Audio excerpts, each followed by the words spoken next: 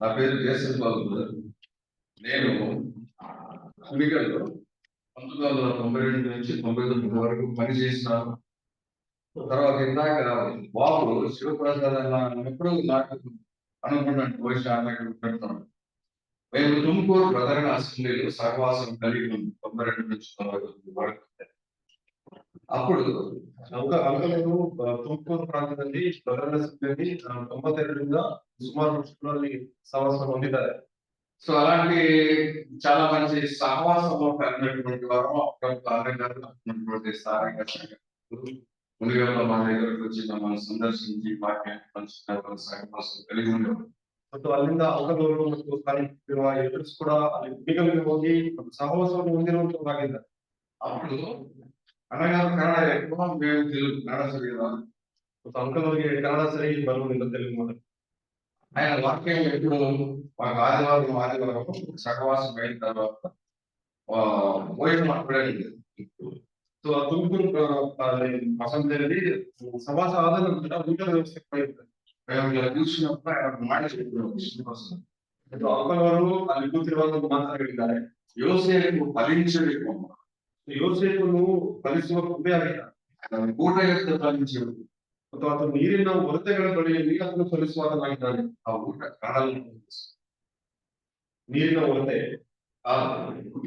ಊಟ దగ్గర ఫలించాడు. అతను ಊಟದಲ್ಲಿ ಅದನ್ನು ಫಲಿಸುವಾತನಾಗಿದ್ದಾನೆ. సో ఊట కర్మలు ఇప్పటికి కూడా గుర్తున్నాయి. కారణం ఏంటంటే ಮತ್ತು ಅಂಕಲ್ ಅವರು ಹೇಳಿರುವಂತಹ ಊಟ ಎಲ್ಲ ಶಬ್ದ ಆಗಿದೆ. సో దేవుని నామానికి మేము కలుగుతాక తర్వాత వెంకటేష్ గారి సంఘ సాక్ష్యాలు చాలా అద్భుతంగా మనం విన్నాం. సాక్షులను సో ముందున్నటువంటి వీడియో పరిచయం గురించి చిన్న ప్రార్థన చేస్తున్నాం. ప్రేమ ప్రియ తండ్రి ప్రభావం ఒకసారి ప్రభావం సమయంలో మీరు మాకు దీవెనకరంగా దయచేసి దాదాపు 125 సంవత్సరాల క్రితం ముగ్గురు లేక ఇద్దరు ప్రయాణికులు ఒక hotel Wisconsin city United states లో కలుసుకున్నారు.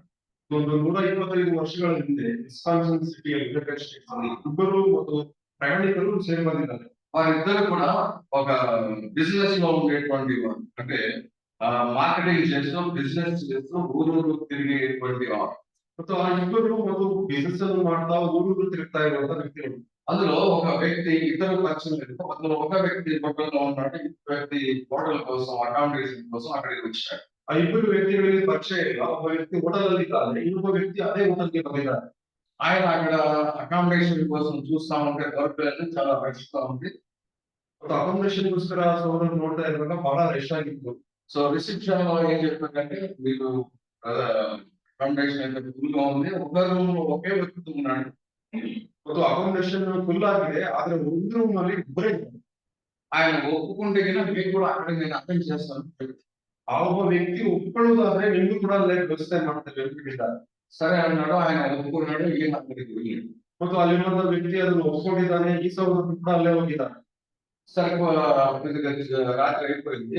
10 గంటలకు ఆయన నేను లైట్ వేసుకోవచ్చని అడిగాడు ఈ కొత్తగా వచ్చినటువంటి వ్యక్తిని. ಮತ್ತು ಹೊಸದಾಗಿ ರೂಮಲ್ಲಿ ಸೇರುವ ವ್ಯಕ್ತಿ ಇರುವಂತ ವ್ಯಕ್ತಿ ಕೇಳಿದ್ರೆ ಲೈಟ್ ಹಾಕೋಬಹುದು ಅಂತ ಹೇಳಿ.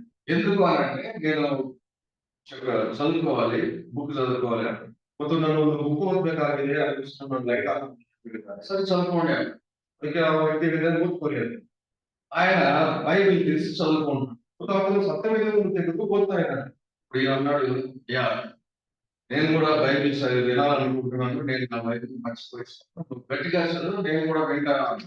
ಮತ್ತು ನಾನು ಈಗ ವಾಕ್ಯಗಳನ್ನು ಕೇಳಬೇಕಂತಿದ್ದೇನೆ, ನನ್ನ ಬೈಬಲ್ ಮರೆತು ಗಟ್ಟಿಯಾಗಿ ಓದಿ ಅಂತ.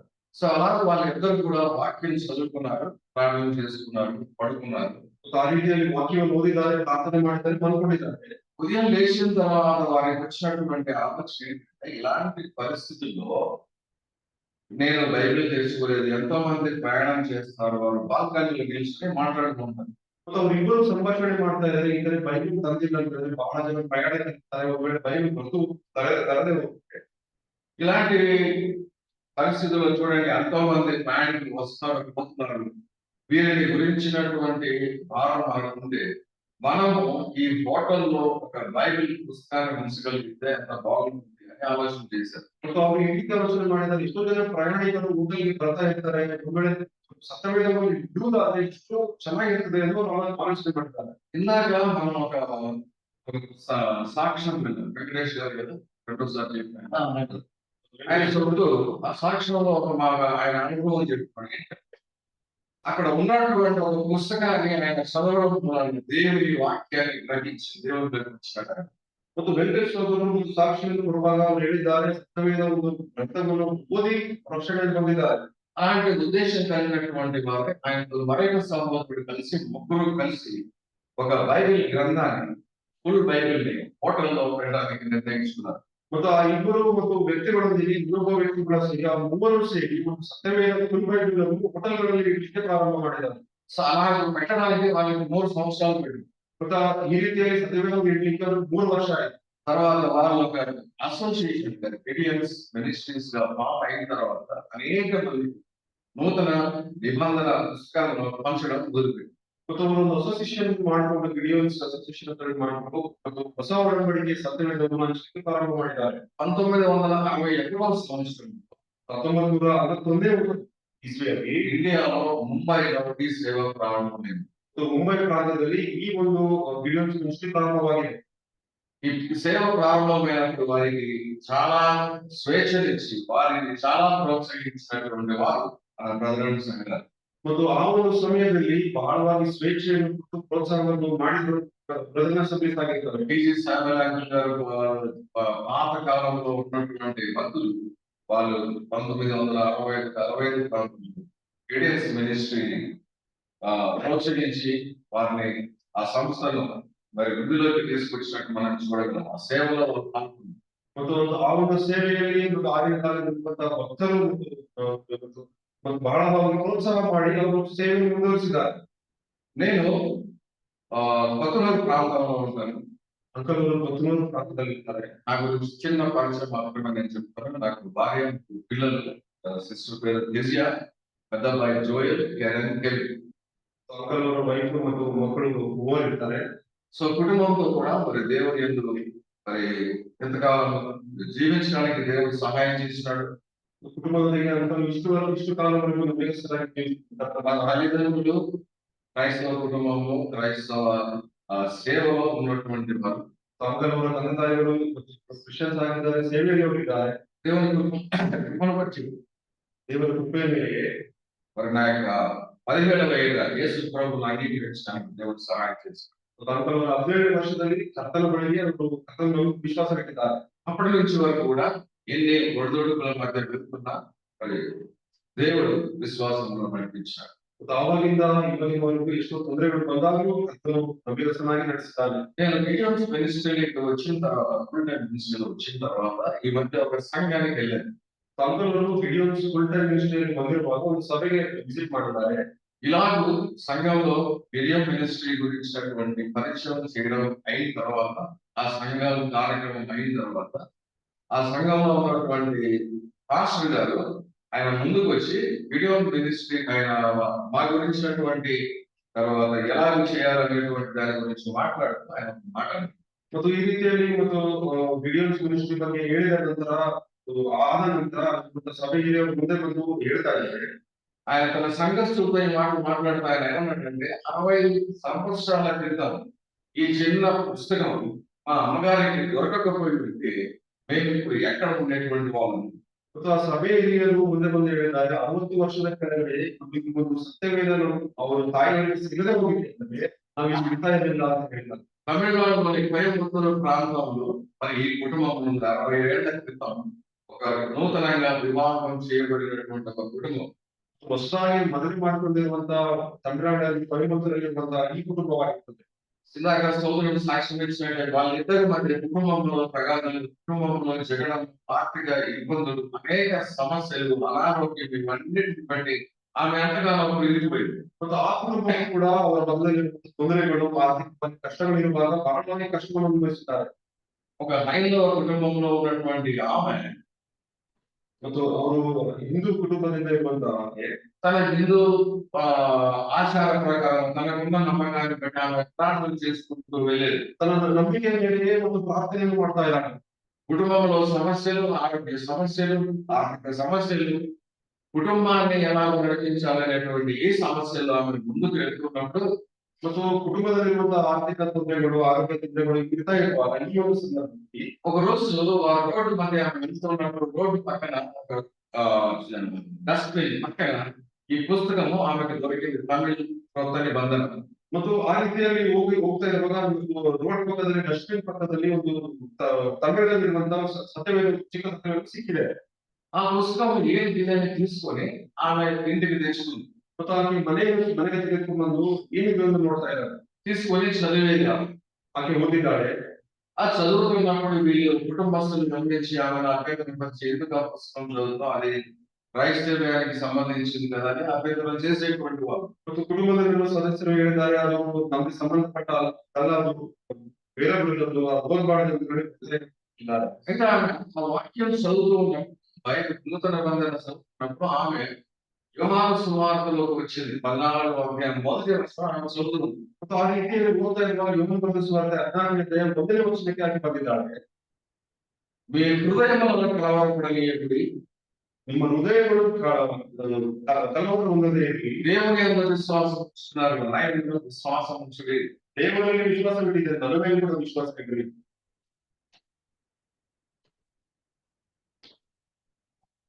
ఈ మాటలు ఆమె చదువుతుండగా ಮತ್ತು ಈ ಮಾತುಗಳನ್ನು ಆಕೆ ಓದ್ತಾ ಇರೋದು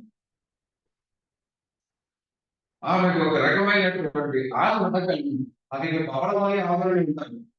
ఎవరైనా నా హృదయ కలవరాన్ని తెలుసుకున్నటువంటి ఈ వ్యక్తి ఎవరు? ಮತ್ತು ನನ್ನ ಹೃದಯದ ಕಳವಳವನ್ನು ಅರಿತಿರುವಂತಹ ಈ ವ್ಯಕ್ತಿ ಯಾರಾಗಿದ್ದಾನೆ ಎಂದು ಪ್ರಶ್ನೆ ಮಾಡಿದ್ದಾಳೆ. కలవరపడనీయము అని చెప్తున్నటువంటి ఈ వ్యక్తి ఎవరు? ಮತ್ತು ಕಳವಳಗೊಳ್ಳದಿರಲಿ ಎಂದು ಹೇಳುವ ವ್ಯಕ್ತಿ ಯಾರಾಗಿದ್ದಾನೆ. అలాగే ఆమె చదువుతూ ఉండగా ఇదిగో నేనే మార్గమును సత్యమును జీవమై ఉన్నాను, ఎవడు కూడా తండ్రి వద్దకు రాడు. ಮತ್ತು ಆ ರೀತಿಯಲ್ಲಿ ಓದ್ತಾ ಇರುವಾಗ ನಾನೇ ಮಾರ್ಗವು ಸತ್ಯವು ಜೀವವಾಗಿದ್ದಾನೆ, ನನ್ನ ಮೂಲಕ ತಂದೆ ಬಿಟ್ಟು ಯಾರು ಬರಲಿಕ್ಕೆ ಸಾಧ್ಯ ಇಲ್ಲ ಎಂದು ಓದಿದ್ದಾಳೆ. ఆమె చదువుతూ ఉంది, ಆಕೆ ಓದ್ತಾ ಇದ್ದಾಳೆ, అర్థమైనట్లే ఉంది, ಅರ್ಥ ಆಗಿರದೇ ಇದೆ, సంతోషంగానే ఉంది, ಸಂತೋಷ ಉಂಟಾಗ್ತದೆ, కానీ ఎక్కడో తెలియదు. ಆದ್ರೆ ಎಲ್ಲೋ ಒಂದು ಕೊರತೆ ಇದೆ. సో అలా ఉన్నప్పుడు ఆమె ఒకసారి చర్చ్ దగ్గరికి వెళ్ళాలి. ಮತ್ತು ಈ ರೀತಿ ಇರುವಾಗ ಒಂದು ಸಭೆಗೆ ಆಕೆ ಹೋಗ್ಬೇಕಂತ ಆಶಯ ಆಗಿದೆ. ఆమె వెళ్ళడం జరిగింది. ಆ ಸಭೆಗೆ ಹೋಗಿದ್ದಾಳೆ. ఈ పెద్ద కథని చాలా క్లుప్తంగా ముగించాలంటే ఆమె ఒక పాస్టర్ గారిని, ఒక సేవకుడిని, ఒక సోదరుడిని కలుసుకుని ఆమె చెప్పింది ఏంటి ఈ అనుభవం అని. ಮತ್ತು ಅಲ್ಲಿ ಒಂದು ಸಭೆ ಹಿರಿಯರನ್ನು ಅವರು ಭೇಟಿಯಾಗಿ ಈ ಅನುಭವ ಏನಾಗಿದೆ ಎಂದು ಅವರು ಕೇಳಿದ್ದಾರೆ. ఒక పాస్టర్ గారు ఇందాక సోదరుడు తన సాక్ష్యాన్ని పంచుకుంటూ చెప్పేది ఏంటంటే, యూట్యూబ్ లో వాక్యం ఉన్నా సరే చివరికి ఆయన చెప్పేది ఏంటంటే, నువ్వు ఒక సంఘానికి వెళ్ళు. ಮತ್ತು ಯೂಟ್ಯೂಬ್ ಅಲ್ಲಿ ಸಹೋದರರು ಹೇಳಿದ್ದಾರೆ, ವಾಕ್ಯವನ್ನು ಕೇಳಿದ್ರು ಕೂಡ ಅವರು ಕಡೆದಾಗಿ ಏನಂತ ಹೇಳಿದರೆ, ಸ್ಥಾನಿಕವಾಗಿ ಸಭೆಗೆ ನೀವು ಹೋಗ್ಲೇಬೇಕು ಅಂತ. కారణం ఏంటంటే సహవాసం అనేది చాలా ప్రాముఖ్యమైనది. ಕಾರಣ ಏನಂತಂದ್ರೆ ಸಹವಾಸವು ಬಹಳ ಪ್ರಾಮುಖ್ಯವಾದದ್ದು. అయితే దీని గురించి మరొక కాయనికి మరొక వైపు ఉన్నట్టు కూడా నేను చెప్పగలను. మరొక సందర్భం చెప్తాను. ಅಂಕಗಳು ಇದು ಕುರಿತಾಗಿ ಇನ್ನೊಂದು ವಿಷಯದಲ್ಲಿ ಹೇಳ್ತಾರೆ. సో ఈ సోదరి ఆ సహవాసానికి వెళ్తూ ఉండగా ఆమె హృదయ మార్పు జరిగి యేసు ప్రభువును తన సొంత రక్షకునిగా ఆమె నమ్ముకున్నది. ಮತ್ತು ಆ ಸಹೋದರಿ ಈ ರೀತಿಯ ಸಹವಾಸದಲ್ಲಿ ಹೋಗ್ತಾ ಇರುವಾಗ ಯೇಸು ಸ್ವಾಮಿ ನಿಜ ರಕ್ಷಕನಾಗಿ ನಂಬಿಕೆಯನ್ನು ಇಟ್ಟಿದ್ದಾಳೆ. ఆర్థిక సమస్యలు అలాగే ఉన్నాయి, అనారోగ్య సమస్యలు అలాగే ఉన్నాయి, భర్తతో జగడం అలాగే ఉంది. ಆರ್ಥಿಕ ಸಮಸ್ಯೆ ಅದೇ ರೀತಿಯಲ್ಲಿ ಇದೆ, ಗಂಡನಿಗೆ ತೊಂದರೆಗಳು ಆ ರೀತಿಯಲ್ಲೇ ಇದೆ. కానీ తేడా ఏంటంటే అప్పుడున్నటువంటి దుఃఖం ఇప్పుడు ఆమెకు లేదు. ಆದ್ರೆ ವ್ಯತ್ಯಾಸ ಏನಂತಂದ್ರೆ ಅವಾಗಿರುವಂತ ದುಃಖ ಆಕೆಗೆ ಇವಾಗಿಲ್ಲ, వేదన లేదు, ಆ ವೇದನೆ ಇಲ್ಲ,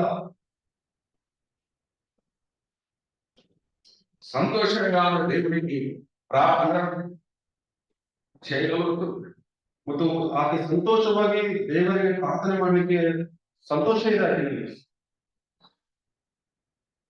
అలా దినాలు జరుగుతుండగా ఆమె కుటుంబాన్ని దేవుడిలో ಮತ್ತು ದಿನಗಳು ಕಳೆದು ಹೋದ ನಂತರ ಮತ್ತು ಆಕೆ ತನ್ನ ಕುಟುಂಬ ಎಲ್ಲವನ್ನು ಕರ್ತನ ಬಳಿಗೆ ನಡೆಸಿದ್ದಾಳೆ. కుటుంబం మొత్తం దేవుని అంగీకరిస్తారు. ಮತ್ತು ಕುಟುಂಬ ಎಲ್ಲವೂ ಕರ್ತನ ಮೇಲೆ ವಿಶ್ವಾಸವಾಗಿಟ್ಟಿದ್ದಾರೆ. ఆమె కుమారుడు దేవుని యొక్క దేవుని అంగీకరించి మాత్రమే కాదు, తను చదువుకున్న తర్వాత బైబిల్ కాలేజీకి వెళ్ళి ఇప్పుడు సేవకునిగా స్థిరపడి. ಮತ್ತು ಆಕೆಯ ಮಗನು ಮತ್ತು ಬೈಬಲ್ ಮಗನು ಮತ್ತು ಬೈಬಲ್ ಕಾಲೇಜಿಗೆ ಹೋಗಿ ಮತ್ತು ಸಭೆ ಹಿರಿಯರಾಗಿ ಅವರು ಮತ್ತು ಏರ್ಪಾటు ಹೊಂದಿದ್ದಾರೆ. ఆయన పేరు జాషువా పాల్. నేను మీకు ఎక్కడో అవుట్ ఆఫ్ బ్లూ చెప్పండి, నేను కలుసుకున్న వ్యక్తి. ಮಕ್ಕಳು ಎಲ್ಲಿಂದ ಕಥೆ ಹೇಳ್ತಾ ಇಲ್ಲ, ಮೀಟ್ ಆಗಿರುವಂತ ವ್ಯಕ್ತಿಯ ಕುರಿತಾಗಿ ಹೇಳ್ತಾ ಇದ್ದಾರೆ. ఆయన పేరు జాషువా పాల్. ఆయన క్రైస్ట్ ఎంబసీ అనేటువంటి సంఘాన్ని పట్టణంలో నడిపిస్తున్నాడు. సో ಆ ಸಹೋದರರ ಹೆಸರು ಜಾಷುವಾ ಪಾಲ್ ಅಂತ ಹೇಳಿ ಮತ್ತು ಕ್ರೈಸ್ಟ್ ಎಂಬಸಿ ಎಂಬ ಸಭೆಯನ್ನು ಸ್ಥಾಪನೆ ಮಾಡಿ ನಡೆಸ್ತಾ ಇದ್ದಾರೆ. ఆయన సిబిఎన్ నెట్వర్క్ లో తన సాక్ష్యాన్ని కూడా పంచుకున్నాడు. ಮತ್ತು ಆ ಜಾಷುವಾ ಪಾಲ್ ಅಂಕಲ್ ಮತ್ತು ಸಿಬಿಎನ್ ನೆಟ್ವರ್ಕ್ ಅಲ್ಲಿ ತಮ್ಮ ಸಾಕ್ಷಿಯನ್ನು ಕೂಡ ಹೇಳಿದ್ದಾರೆ. సో ఈ పుస్తకం అనేటువంటిది ఎక్కడ ఉన్నా సరే తన పని అది చేస్తూనే ఉంది. యెషయా గ్రంథం 55:11 ఒక మాట ఉంది. మీరు ఎవరైనా తెలుగులో తీసి చదవగలిగితే చాలా. యెషయా గ్రంథం 55:11.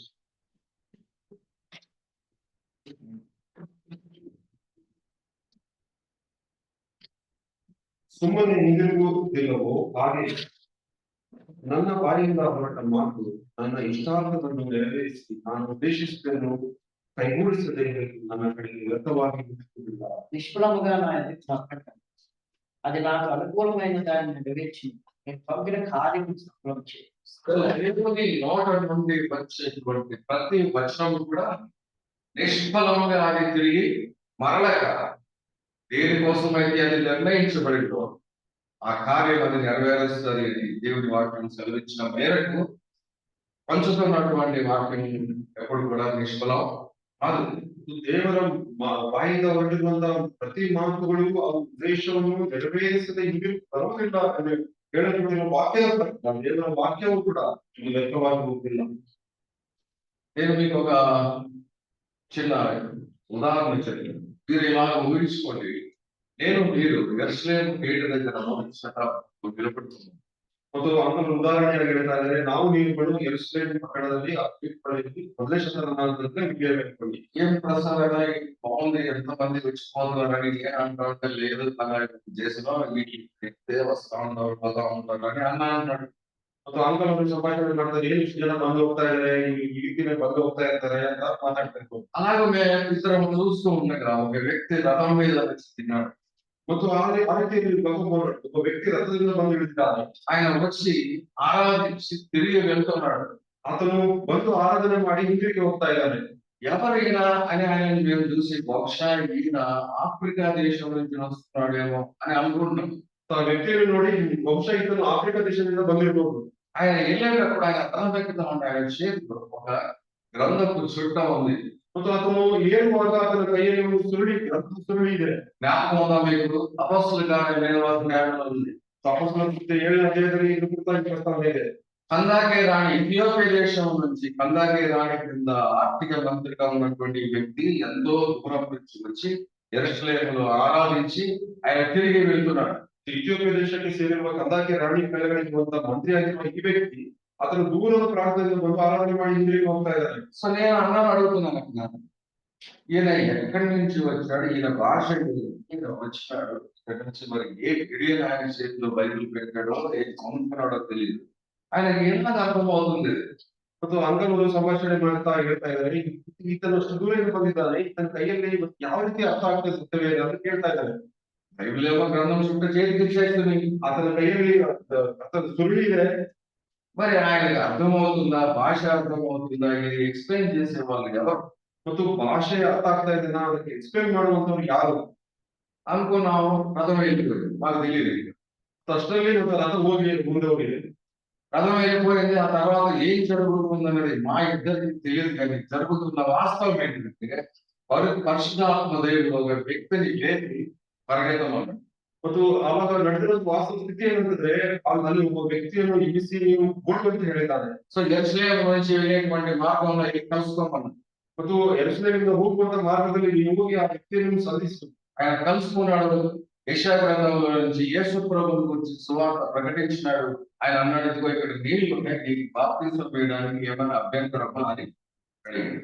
ಮತ್ತು ಆತನು ಕರ್ತನ ಕುರಿತಾಗಿ ನಾವು ಓದ್ತಾ ಇರುವಾಗ ಅದನ್ನು ಅರ್ಥಾಗಿ ಅರ್ಥ ಮಾಡಿ ನೀರನ್ನು ತೋರಿಸಿ ಇದನ್ನು ದೀಕ್ಷಾಸನ ತೆಗೆಸಿಕೊಳ್ಳಿಕ್ಕೆ ಯಾವ ಅಭ್ಯಂತರ ಇಲ್ಲ ಅಂತ ಹೇಳಿ ఈ రోజు ఇద్దరు సోదరులు బాప్తిస్మానికి సిద్ధపడ్డారు కదా.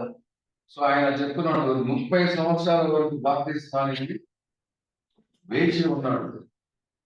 ఇంకొక ఆయన కూడా బాప్తిసం తీసుకోవాలనుకున్నాడు. కారణం ఏంటంటే సోదరులు అడుగుతున్నారు, రోజు ఎప్పుడో బాగా బాప్తిసం తీసుకునేది అని.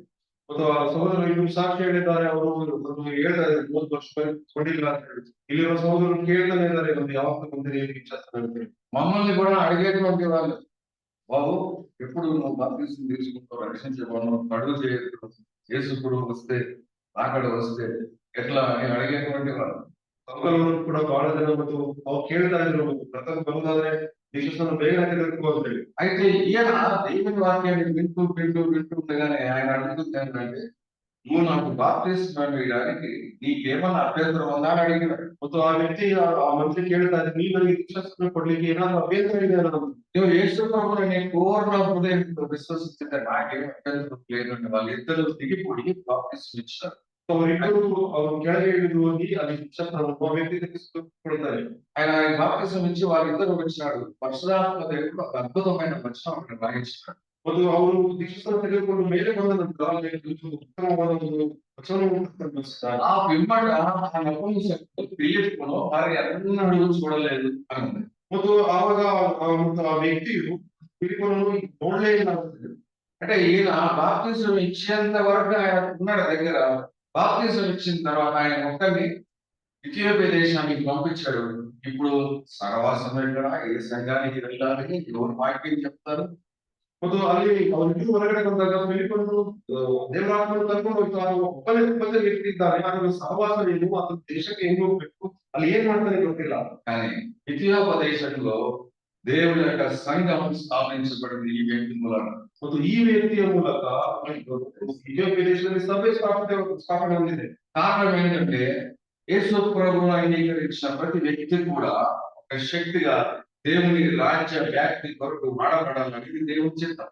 ದೇವರ ಚಿತ್ತ ಏನಂತಂದ್ರೆ, ಕರ್ತನಲ್ಲಿ ವಿಶ್ವಾಸ ಇಟ್ಟಿರುವ ಪ್ರತಿ ವ್ಯಕ್ತಿ ಶಕ್ತಿಯಾಗಿ ದೇವರ ಸುವಾರ್ತೆಯಲ್ಲಿ ಉಪಯೋಗಿಸಲ್ಪಡಬೇಕು. ఈ కారణం చేత గియోన్ మినిస్ట్రీలో మేము ఈ నూతన నిబంధన గ్రంథాన్ని అందరికీ పంచుతాం. కారణం ఏంటంటే దేవుని యొక్క వాక్యం నిష్ఫలంగా వెనక్కి రాదు.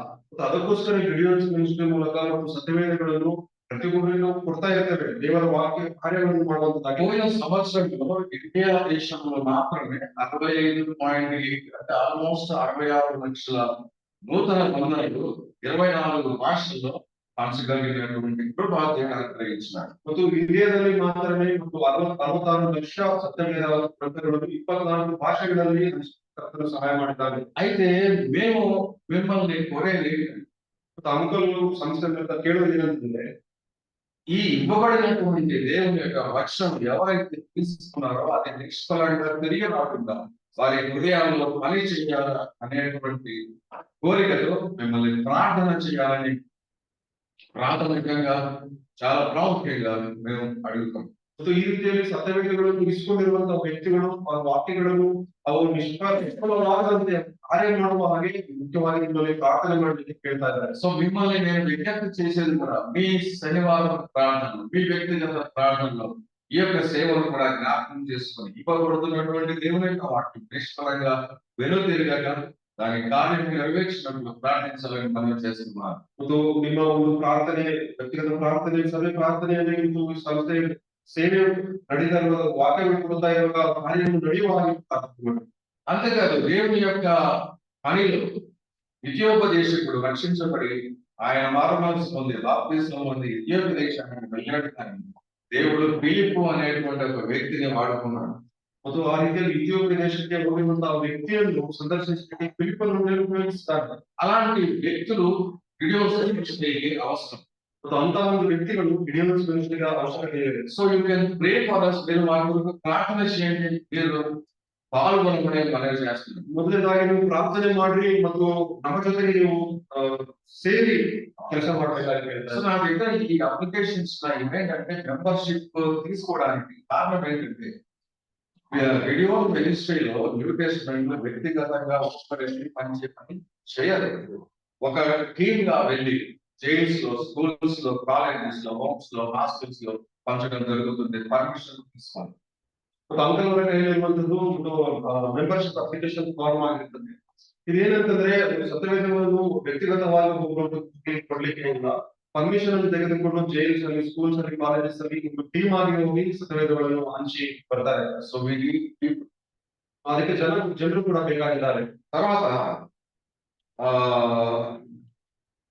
బ్రదర్ నేను ప్రార్థన చేస్తాను కానీ మెంబర్షిప్ గా చేరలేను, ఎందుకనగా నా యొక్క ఉద్యోగ కారణాన్ని బట్టి నేను చాలా కష్టం నాకు అనేటువంటి వాళ్ళు కొంతమంది ఉండవచ్చు. ಮತ್ತು ನಾನು ಸಹೋದರ ಬರೀ ನಾನು ಪ್ರೇಯರ್ ಮಾಡ್ತೀನಿ ಆದ್ರೆ ಮೆಂಬರ್ಶಿಪ್ ಆಗಿ ಆಗುದಿಲ್ಲ ಅಂತ ಹೇಳುತ್ತಾರೆ. అయితే ప్రతి నూతన నిబంధన ₹50 ఖర్చు అవుతుంది. కారణం ఏంటంటే ఇక్కడ రైట్ ప్రింటర్స్ నెలమంది దగ్గర అక్కడ మన బైబిల్స్ ప్రింట్ అవుతాయి. ಮತ್ತು ಒಂದು ಸತ್ಯವೇದ ನ್ಯೂ ಟೆಸ್ಟ್ಮೆಂಟ್ ಪ್ರಿಂಟ್ ಮಾಡ್ಲಿಕ್ಕೆ ಒಂದು ₹50 ಖರ್ಚಾಗ್ತದೆ. సో దానికి నేను ఒక బైబిల్ని నేను మీకు కానుకగా ఇస్తాను, లేకపోతే 2 బైబిల్స్ ఇస్తాను, 20 బైబిల్స్ ఇస్తాను. ఎన్ని బైబిల్స్ కి నేను సహాయం చేయగలను, అలాగే నేను సహాయం చేయగలను అనేటువంటి వారి మా దగ్గర కవర్ ఉంది. దీని మీద క్యూఆర్ కోడ్ గిడియన్స్ మీరు నేరుగా క్యూఆర్ కోడ్ చేసి పంపించవచ్చు. ಮತ್ತು ಈ ರೀತಿಯಲ್ಲಿ ನಾನು ಒಂದು 10 ಬೈಬಲ್ ಕೊಡ್ತೇನೆ, 50, 100 ಕೊಡ್ತೇನೆ ಅಂತ ಹೇಳೋದಾದ್ರೆ ಈ ಒಂದು ಕ್ಯೂಆರ್ ಕೋಡ್ ಮೂಲಕ ಅಷ್ಟು ನೀವು ಬೈಬಲ್ಸ್ ಕೊಡ್ಬೋದು. ఆ కవర్ మీద మీ పేరు, మీ క్యూఆర్ ట్రాన్స్ఫరెన్స్ చేసినటువంటి ఐడి ఇవ్వడం జరిగితే అది నాకు అకౌంట్ పర్పస్ లో ఉపయోగపడుతుంది. ಸೊ ಅಂದ್ರೆ ನೀವು ಟ್ರಾನ್ಸ್ಫರ್ ಮಾಡೋದಾದ್ರೆ ಅದು ನಿಮ್ಮ ಹೆಸರು ಮತ್ತು ಟ್ರಾನ್ಸಾಕ್ಷನ್ ಐಡಿ ಬರೆಯುವುದಾದ್ರೆ ಮತ್ತು ಅಕೌಂಟ್ಸ್ಗೋಸ್ಕರ ನೀವು ಉಪಯೋಗಿಸ್ತೇವೆ. గిడియోన్స్ మినిస్ట్రీ అనేది సంఘం చేస్తున్న పరిచర్యలో అది సాధపడిన ఒక చెయ్యి మాత్రమే. కారణం ఏంటంటే సంఘం యొక్క బాధ్యత, సంఘం యొక్క పరిచర్య మేము సంఘానికి సాధ్యపడిన ఒక చెయ్యిగా వారికి ఎక్స్టెండెడ్ మినిస్ట్రీగా మేము సహాయం చేస్తున్నాం అంతే. ಮತ್ತು ಗಿಡಿಯೋನ್ ಸಂಸ್ಥೆ ಉದ್ದೇಶ ಏನಂತಂದ್ರೆ ಸಭೆಯು ಮಾಡ್ತಾ ಇರುವ ಕೆಲಸ ಕಾರ್ಯಗಳಲ್ಲಿ ಒಂದು ಇನ್ನೊಂದು ಹಸ್ತವಾಗಿ ಕೆಲಸ ಮಾಡುವಂತಾಗಿರ್ತದೆ. గిడియోన్స్ మినిస్ట్రీలో అంతా కూడా పనిచేసేటువంటి వాళ్ళు మెంబర్స్ గా బిజినెస్ పీపుల్ ఉంటారు. కారణం ఏంటంటే ఈ సేవలో, ఈ ముద్రణలో, పంచడంలో సహాయం చేయడానికి. ಮತ್ತು ಗಿಡಿಯೋನ್ಸ್ ಮೆಂಬರ್ಸ್ ಆಗಿ ಯಾರು ಇರ್ತಾರೆ ಬಿಸ್ನೆಸ್ ಮ್ಯಾನ್ ವರ್ಕಿಂಗ್ ಎಲ್ಲರೂ ಕೂಡ ಇರ್ತಾರೆ. ಯಾಕಂದ್ರೆ ಪ್ರಿಂಟಿಂಗ್ ಮಾಡ್ಲಿಕ್ಕೆ ಸಹಾಯ ಮಾಡಬೇಕಾಗಿರ್ತದೆ. ప్రార్థన చేయండి, పాల్గొనండి, మీరు కావలసినటువంటి వనరులను మీరు ప్రొవైడ్ చేయవచ్చు. ಮತ್ತು ನೀವು ಅದಕ್ಕೋಸ್ಕರ ನೀವು ಪ್ರಾರ್ಥನೆ ಮಾಡಿ ಮತ್ತು ಇಷ್ಟಪೂರ್ವಕವಾಗಿ ಮೆಂಬರ್ಶಿಪ್ ಕೊಡಬೇಕಾಗಿ ಹೇಳ್ತೇನೆ. ఇద్దరికి అంటే భార్య భర్తలు ఇద్దరికి ₹2,100, 1,500 బ్రదర్ కి, 600 సిస్టర్, 2,100 కపుల్. ಮತ್ತು అదే ఒక వార్షిక మెంబర్షిప్. ಮತ್ತು ವಾರ್ಷಿಕವಾಗಿ ಮೆಂಬರ್ಶಿಪ್ ಅಂದ್ರೆ ಗಂಡ ಹೆಂಡತಿ ಇರುವುದಾದ್ರೆ ₹2,100, 18 ಸಹೋದರರಿಗೆ ₹600. హైదరాబాద్ బెంగళూరు సిటీలో దాదాపు 14 క్యాంపులు ఉన్నాయి. అంటే ఎలంకలో ఒక క్యాంప్ ఉంది, ఇందిరానగర్లో ఒక క్యాంప్ ఉంది, రాజేష్ నగర్ లో ఒక క్యాంప్ ఉంది, కొత్తనూరులో ఒక క్యాంప్ ఉంది, తుంగూరులో ఒక క్యాంప్ ఉంది. ఇలాంటి క్యాంపుల ముఖాంతరం ఈ ప్రోగ్రామ్స్ అన్ని కూడా జరుగుతుంది. ಮತ್ತು ಈ ರೀತಿಯಲ್ಲಿ ಬೆಂಗಳೂರಲ್ಲಿ ಮತ್ತು ಎಲ್ಲ ಕಡೆ ಕ್ಯಾಂಪ್ಸ್ ಮೂಲಕ ಈ ಕಾರ್ಯಕ್ರಮಗಳು ನಡೀತಾರೆ. మరి దీంట్లో మెంబర్షిప్ చేస్తే మేము మరి మా బ్రదరింగ్ ఫెలోషిప్ మానుకొని ఎలా మీరు అనుకోవద్దు. ಮತ್ತು ಒಂದ್ ವೇಳೆ ಮೆಂಬರ್ಶಿಪ್ ಆಗ್ತೀವಂತಂದ್ರೆ ನೀವು ಸಭೆಯನ್ನು ಬಿಟ್ಟು ಹೋಗ್ತೀವಂತ ಅನ್ಕೋಬಾರ್ದು. నేను ఇందిరానగర్ బైబిల్ షాపుల్లో బ్రదరింగ్ ఫెలోషిప్ లో నేను ఉన్నాను. నా సహవాసము బైబిల్ బ్రదరింగ్ అసెంబ్లీ, అలాగే విభిన్న సోదరులు విభిన్న సంఘాల్లో ఉన్నారు. కానీ బైబిల్ పంచేటువంటి మినిస్ట్రీ సహకారంలో కలుసుకుంటాం. అది ఎవ్రీ నెల చివరి శనివారం కలుస్తాం. ఆదివారం డిస్ట్రిబ్యూట్స్ ఏమి ఉండదు. ಮತ್ತು ಅಂಕಲ್ ಅವರು ಮತ್ತು ಇಂದಿರಾನಗರಲ್ಲಿರುವಂತಹ ಅಸೆಂಬ್ಲಿಗೆ ಸೇರ್ಪಡೆ ಹೊಂದಿದ್ದಾರೆ. ಅದು ಮಾತ್ರವಲ್ಲದೆ ಈ ಒಂದು ಗಿಡಿಯೋನ್ಸ್ ಮಿನಿಸ್ಟ್ರಿ ತಿಂಗಳಿಗೆ ಒಂದ್ಸತಿ ಒಂದು ಕಡೆ ವಾರದಲ್ಲಿ ಒಂದು ಶನಿವಾರದಂದು ಅವರೆಲ್ಲರೂ ಸೇರಿ ಬಂದು ಯೋಜನೆಗಳನ್ನು ಹಾಕೊಳ್ತಾ ಇದ್ದಾರೆ. క్యాథలిక్ సంబంధించి, యెహోవా విట్నెస్ సంబంధించి, మోర్మోన్ సంబంధించి, మిగతా కొన్ని సంఘాల నుంచి, క్రైస్తవ అనే పేరు పెట్టుకున్న ఆ సంఘాల నుంచి నేను తీసుకోవడం జరగదు. ಕ್ಯಾಥಲಿಕ್ಸ್ ಆಗಿರ್ಬೋದು ಮತ್ತು ಜೆಹೋವಾ ವಿಟ್ನೆಸ್ ಮತ್ತು ಇನ್ನ ಕೆಲವು ಪಂಗಡದ ಎಲಿಮೆಂಟ್ ಸೇರಿಸ್ಕೊಳ್ಳೋದಿಲ್ಲ. మంచిది. దేవుడి యొక్క వాక్యం కొద్దిగా కొన్ని నిమిషాలు మనం చూద్దాం. అపోస్తలుల కార్యం 11వ అధ్యాయం. ప్రకటన సందేశానికి తీసుకున్నామా? అపోస్తలుల చిత్రంలో 23వ వచనం. 23వ వచనం. మనకందరికీ పరిచయమైనటువంటి అనేక సార్లు చదువుకున్నటువంటి జ్ఞానం చేసినటువంటి మాట ఇది. 23వ వచనం. అతడు వచ్చి దేవుని కృపను చూసి సంతోషించి ప్రభువును స్థిర హృదయంతో నమ్మనమని అందరూ హెచ్చరించారు. ಅವನು ಒಳ್ಳೆಯವರು, ಪವಿತ್ರಾತ್ಮರು, ನಂಬಿಕೆಯಿಂದ ಆಗಿದ್ದರು. ಆದ ಕಾರಣ ದೇವರ ಕಾರ್ಯಗಳನ್ನು ನೋಡಿದಾಗ ಸಂತೋಷಪಟ್ಟು ನೀವು ದೃಢ ಮನಸ್ಸಿನಿಂದ ಕರ್ತನಲ್ಲಿ ನೆಲೆಗೊಂಡಿರಿ ಎಂದು ಅವರೆಲ್ಲರಿಗೂ ಬುದ್ಧಿ ಹೇಳಿದರು. దేవుడికి స్తోత్రం కలుగును గాక. ఈ వచనం మనకందరికీ పరిచయమైనటువంటి మాటలు. ఈ వచనంలో నಮ್ಮೆಲ್ಲ ಚಿರಪರಿಚಿತವಾಗಿ ನಾವು ఇందులో అతడు వచ్చి దేవుని కృపను చూచి సంతోషించి హెచ్చరించినట్టు మనం చూస్తున్నాం. 4 విషయాలు ఉన్నాయి. ಇಲ್ಲಿ 4 విషయాలను ನೋಡ್ತಾ ಇದ್ರೆ ಅతను ಬಂದನು, ದೇವರ ಕೃಪೆಯನ್ನು ನೋಡಿದನು, అతను హెచ్చరిಸಿ ಹೋದನು. కానీ దీనికి నేపథ్యం అనగా దీని బ్యాక్గ్రౌండ్ చాలా హిస్టరీ ఉంది. ಇದಕ್ಕೆ ಬ್ಯಾಕ್ಗ್ರೌಂಡ್ ಹಿಸ್ಟ್ರಿ ಬಹಳ ಇರ್ತದೆ. అతడు వచ్చి అని ఎవరు వచ్చింది? అతను ಬಂದನು ಎಂದು ನೋಡಿದ್ರೆ ಯಾರು ಬಂದಿದ್ದಾರೆ? ಬರ್ನಬನು ಬಂದಿದ್ದಾನೆ. అతడు వచ్చి బర్నబా వచ్చినాడు. ಬರ್ನಬನು ಬಂದಿದ್ದಾನೆ. దేవుని కృపను చూసినాడు. అతను దేవರ కృపೆಯನ್ನು ನೋಡಿದ್ದಾನೆ. చాలా సంతోషించినాడు. అతను బహಳ సంతోషపಟ್ಟಿದ್ದಾನೆ. వారిని స్థిర హృదయంతో దేవుని పట్టుకోమని హెచ్చరించినాడు. ಮತ್ತು ಅವರಿಗೆ ದೃಢ ಮನಸ್ಸಿನಿಂದ ಕರ್ತನಲ್ಲಿ ನೆಲೆಗೊಂಡಿರಿ ಎಂದು ಹೆಚ್ಚರಿಸಿದ್ದಾರೆ. ಅವರು ಯಾರಾಗಿದ್ದಾರೆ? ఎవరిని ఈయన వచ్చి చూసింది? ಬರ್ನಬನು ಯಾರನ್ನು ಬಂದು ನೋಡಿದ್ದಾನೆ? హెచ్చరించింది ఎవరిని? ಯಾರನ್ನು హెచ్చరిಸ್ತಾ ಇದ್ದಾರೆ? ఆదికాండ అపోస్తలుల కార్యం 7వ అధ్యాయంలో స్టెఫెను యొక్క మహాశ్రమ జరిగింది. స్టెఫెను హతసాక్షి అయినాడు. స్టెఫెనుని చంపివేసినారు. ಅಪೊಸ್ತಲರ ಕೃತ್ಯಗಳು 7ನೇ ಅಧ್ಯಾಯದಲ್ಲಿ ನೋಡಬೇಕಾದ್ರೆ ಸ್ಟೆಫನನನ್ನು ಹತಸಾಕ್ಷಿಯಾಗಿ ಹೋಗಿದ್ದಾರೆ. 8వ అధ్యాయంలో చూస్తాం. ఆ గొప్ప హింసలో అపోస్తలులు తప్ప అందరూ చెదిరిపోయారు. ಮತ್ತು ಅಲ್ಲಿ 8ನೇ ಅಧ್ಯಾಯದಲ್ಲಿ ನೋಡೋದಾದ್ರೆ ಅಪೊಸ್ತಲರನ್ನು ಬಿಟ್ಟು ಬೇರೆ ಎಲ್ಲರೂ ಚದರಿ ಹೋಗಿದ್ದಾರೆ. చెదిరిపోవడానికి కారణం ఏంటి? ಅವರು ಚದರಿ ಹೋಗಲಿಕ್ಕೆ ಕಾರಣ ಏನಿದೆ? ఎవరు చెప్తారు? ಕಾರಣ ಹೇಳ್ತೀರಾ? హింస. సౌలు అనేటువంటి ఒక వ్యక్తి ఇంటింటా వచ్చి ప్రతి ఒక్కరిని ఈడ్చుకొచ్చి క్రైస్తవులు యేసుపురంలో అంగీకరించాడంటే వాడిని తీసుకొచ్చి చెరసాలలో వేసి మహా హింసించినటువంటి పరిస్థితులు. ಮತ್ತು ಆ ಪರಿಸ್ಥಿತಿ ಯಾವ ರೀತಿ ಬಹಳವಾಗಿ ಹಿಂಸೆ ಇರುವಾಗ ಸೌಲಭ್ಯ ಆತನು ಮನೆ ಮನೆಗೆ ಹೋಗಿ ಒಂದು ಕ್ರಿಸ್ತನ ಮಾದರಿಯವರನ್ನು ಎಳ್ಕೊಂಡು ಬಂದು ಸೆರೆಮನೆಗೆ ಹಾಕಿಸ್ತಾ ಇದ್ದಾನೆ. ఈ హింసకు తట్టుకోలేక ಆ ಹಿಂಸೆಗೆ ಅವರು ತట్టుಕೊಳ್ಳೋದಕ್ಕೆ సంఘం అంతా చెదిరిపోయింది. ಮತ್ತು ಸಭೆಯು ಚದರಿ ಹೋಗುವುದು ನೋಡ್ತಾ ಇದ್ದಾರೆ. అపోస్తలులు మాత్రమే ఎస్టర్లో ఉన్నారు. ಅವಾಗ ಅಪೊಸ್ತಲರು ಮಾತ್ರ ಯೇಸುವನ್ನು ಬಿಟ್ಟುಕೊಟ್ಟಿದ್ದಾರೆ. కొంతమంది సంఘం కూడా అక్కడ ఉంది, పెద్దలు ఉన్నారు, సభೆಯನ್ನು ಹಿರಿಯರು ಕೂಡ ಇದ್ದಾರೆ. అయితే చెదిరిపోయినటువంటి వాళ్ళు గమ్మున నిద్రపోలేదు. ಆದ್ರೆ ಚದರಿ ಹೋಗಿರುವಂತ ವಿಶ್ವಾಸಿಗಳು ಅವರು ನಿದ್ರೆ ಮಾಡಲಿಲ್ಲ. ఏం చేసినారు వాళ్ళు? ಅವ್ರು ಏನ್ ಮಾಡಿದ್ದಾರೆ ಅಂದ್ರೆ వాళ్ళు సమరయ వరకు సువార్త ప్రకటించి అని ఉంది. ಮತ್ತು ಅವರು ಸಮಾರ್ಯ ಪ್ರಾಂತ್ಯದವರೆಗೂ ಸುವಾರ್ತೆಯನ್ನು ಸಾರಿದ್ದಾರೆ. వాళ్ళు ఎక్కడెక్కడైతే వెళ్తున్నారో అక్కడంతా సువార్త, దేవుని సువార్తను ప్రకటించుకుంటా వెళ్ళినారు. ಅವ್ರು ಎಲ್ಲೆಲ್ಲಿ ಚದರಿ ಹೋಗಿದಾರೋ ಅವೆಲ್ಲ ಕರ್ತನ ಸುವಾರ್ತೆಯನ್ನು ಸಾರ್ತಾ అయితే ಹೋಗ್ತಾರೆ. వెనకాల సౌలు కూడా బయలుదేరినాడు దమస్కు మార్గంలో. అక్కడ కూడా సిద్ధం ఉంది, వారిని కూడా హింసించాలి, వారిని యెరూషలేముకు తీసుకొచ్చి విచారణ చేయాలనేటువంటి దృక్పథంలో అతను కూడా బయలుదేరి వచ్చినాడు. ಆದ್ರೆ ನೋಡ್ಬೇಕಾದ್ರೆ ಸೌಲನು ಕೂಡ ದಮಸ್ಕ ಮಾರ್ಗಕ್ಕೆ ಹೋಗಿ ಅಲ್ಲಿರುವಂತಹ ವಿಶ್ವಾಸಿಗಳನ್ನು ಸೆರೆಮನೆಯಾಗಿ ಹಿಡ್ಕೊಂಡು ಯೆರೂಸಲೇಮಿಗೆ ತರಲಿಕ್ಕೆ ಯೋಜನೆಯನ್ನು ಹಾಕೊಂಡು ಹೋಗಿದ್ದಾನೆ. ఈ మధ్యలో ఫిలిప్పు అనేటువంటి వ్యక్తి ద్వారా జరిగినటువంటి సేవ వల్ల సమరయులు కొంతమంది దేవుని అంగీకరించారు. ಈ ಮಧ್ಯದಲ್ಲಿ ಒಂದು ಫಿಲಿಪ್ಪನ ಮೂಲಕ ನಡೆದಂತಹ ಸೇವೆಯ ಮೂಲಕ ಅನ್ಯ ಜನರು ಸಮಾಜದಲ್ಲಿ ಕರ್ತನ ಬಳಿಗೆ ಬಂದಿದ್ದಾರೆ. సో ఈ వర్తమానం యెరూషలేములో ఉన్నటువంటి అపోస్తలులు విన్నప్పుడు పేతురు యోహాను పంపించారు, మీరు వెళ్ళి ఏం జరుగుతుందో ఒకసారి చూసి రావాడు. ಮತ್ತು ಈ ವರ್ತಮಾನವನ್ನು ಕೇಳಿರುವಾಗ ಪೇತ್ರನನ್ನು ಯೋಹಾನನ್ನು ಅಲ್ಲಿ ಹೋಗಿ ಏನ್ ನಡೀತಾ ಇದೆ ಅಂತ ನೋಡ್ಕೊಂಡ್ ಬಂದ್ರೆ ಏನ್ ಹೇಳಿದ್ದಾರೆ. సో వాళ్ళిద్దరు వచ్చినారు, ಅವರಿಬ್ರು ಬಂದಿದ್ದಾರೆ, సమరయకు వచ్చినారు, ಅವರು ಸಮಯ ಪ್ರಾಂತ್ಯಕ್ಕೆ ಬಂದಿದ್ದಾರೆ, చూస్తారు, దేవుని సంఘాన్ని చూస్తారు. ಅಲ್ಲಿ ಸಭೆಯನ್ನು ನೋಡಿದ್ದಾರೆ. అయితే అక్కడ ఒక లోటు కనపడింది వాళ్ళకి. ಅಲ್ಲಿ ಅವರಿಗೆ ಕೊರತೆ ಕಂಡು ಬಂದಿದೆ. వారి మీద చేతుల నుంచి ప్రార్థన చేస్తారు.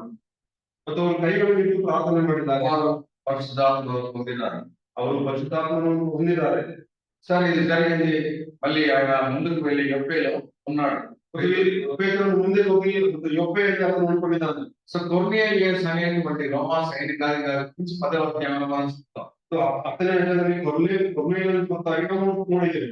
సో కొర్నేలియస్ అనేటువంటి ఆయన బహు భక్తి కలిగినటువంటి వాడు, దేవునికి ఆయన ధర్మ కార్యాలు చేసేటువంటి వాడు, దేవుని ఎందుకు భయపడుతున్నటువంటి వాడు. ఆయన ప్రార్థన చేస్తున్నప్పుడు ఒక దూత ఆయన కనబడ్డాడు. ಮತ್ತು ಈ ಕೊರ್ನೇಲಿಯಸ್ ಅತನು ಶತಾಧಿಪತಿ ನೀತಿವಂತನಾಗಿ ಬಹಳ ದಾನ ಧರ್ಮಗಳನ್ನು ಮಾಡ್ತಾ ಇದ್ದಾನೆ.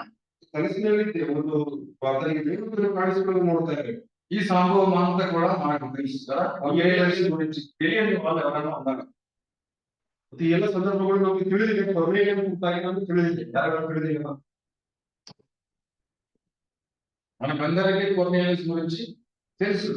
సో కొర్నేలియస్ దూత చెప్పిన మాట ఏంటంటే, నీవు యొప్పేలో ఫిలిప్ ఉన్నాడు, పేతురు ఉన్నాడు, ఆయన పిలిపించు, ఆయన వచ్చి నీవు ఏ మాటల చేత విశ్వాసం ఉంచాలో రక్షణ పొందాలో ఆ మాట చెప్పాడు అని చెప్పాడు. కానీ ఆ మాటలు దూత చెప్పలేదండి.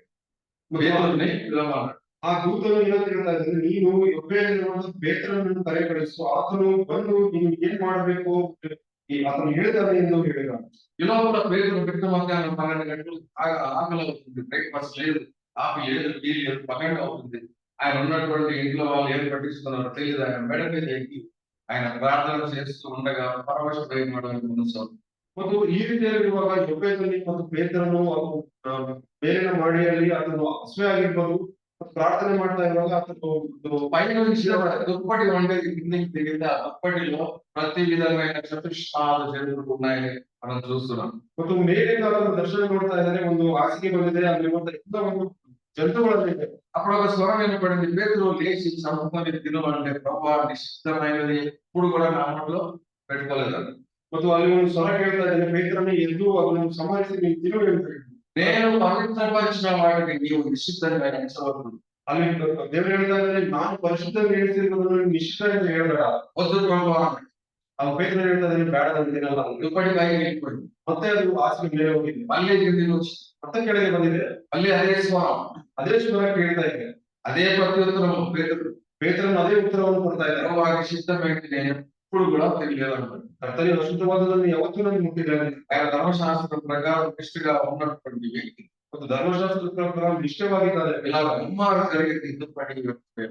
ಮತ್ತು 3 ಸತಿ ಈ ರೀತಿ ನಡೆದ ನಂತರ ಅದು ಹಾಸಿಗೆ ಮೇಲೆ అప్పుడు పేతురు ఏంటి ఈ దర్శనం అని ఆలోచిస్తుండగానే కింద నుంచి పిలిచారు ఆయన. అయ్యా ఈ రోజు ఎవరు వచ్చిన కిందికి రా. ಪೇತ್ರನು ಈ ದರ್ಶನ ಏನು ಆಲೋಚನೆ ಮಾಡ್ತಾ ಇದ್ರು. ಕೆಳಗಡೆ ವ್ಯಕ್ತಿಗಳು ಅದನ್ನು ಕರೆದಿದ್ದಾರೆ. వాళ్ళు చెప్పారు, ఇలాగ కొర్నేలియస్ అనేటువంటి వ్యక్తి మమ్మల్ని పంపించాడు, నీవు వచ్చి మాకు ఇలాగ వాక్యం చెప్పాలి అంటే అసలు ఏంటి అని ఇలా వాళ్ళతో అక్కడికి వెళ్ళినారు. ಮತ್ತು ಆ ವ್ಯಕ್ತಿಗಳು ಹೇಳಿದ್ದಾರೆ, ಕೊರ್ನೇಲಿಯ ಎಂಬ ವ್ಯಕ್ತಿ ನಮ್ಮನ್ನು ಕಳಿಸಿದ್ದಾನೆ, ಜೊತೆಗೆ ಬರ್ಬೇಕಂತ ಹೇಳಿರುವಾಗ ಅವ್ರ ಜೊತೆಗೆ ಪೇತ್ರನು ಹೋಗ್ತಾ ಇದ್ದಾರೆ. సో అక్కడ కొర్నేలియస్ సిద్ధంగా కూర్చొని ఉన్నాడు. రాగానే నువ్వు ఏం చెప్పాలో చెప్పు అని మొత్తం అంతా చెప్పాడు. ఏం తెలియదు. ಮತ್ತು ಕೊರ್ನೇಲಿಯನು ಸಿದ್ಧವಾಗಿ ಕೂತಿದ್ದಾನೆ, ಎಲ್ಲವನ್ನೂ ಹೇಳಿದ್ದಾನೆ. ఎప్పుడైతే వీళ్ళని చూసినాడో ఆయనకు కలిగిన దర్శనం యొక్క అర్థం ఏంటంటే పేతురుకు అర్థమవుతుంది. ಮತ್ತು ಪೇತ್ರನಿಗೆ ಅಲ್ಲಿ ಬಂದಿರುವಂತಹ ದರ್ಶನ ಇವಾಗ ಅರ್ಥ ಆಗ್ತಾ ಇದೆ. సో దేవుని దృష్టిలో నిశ్చితమైనటువంటిది అన్వేషణలో అనేటువంటి తేడా ఏమీ లేదు అనేది అర్థం చేసుకున్నప్పుడు ఆయన స్వాత ప్రకటించాడు.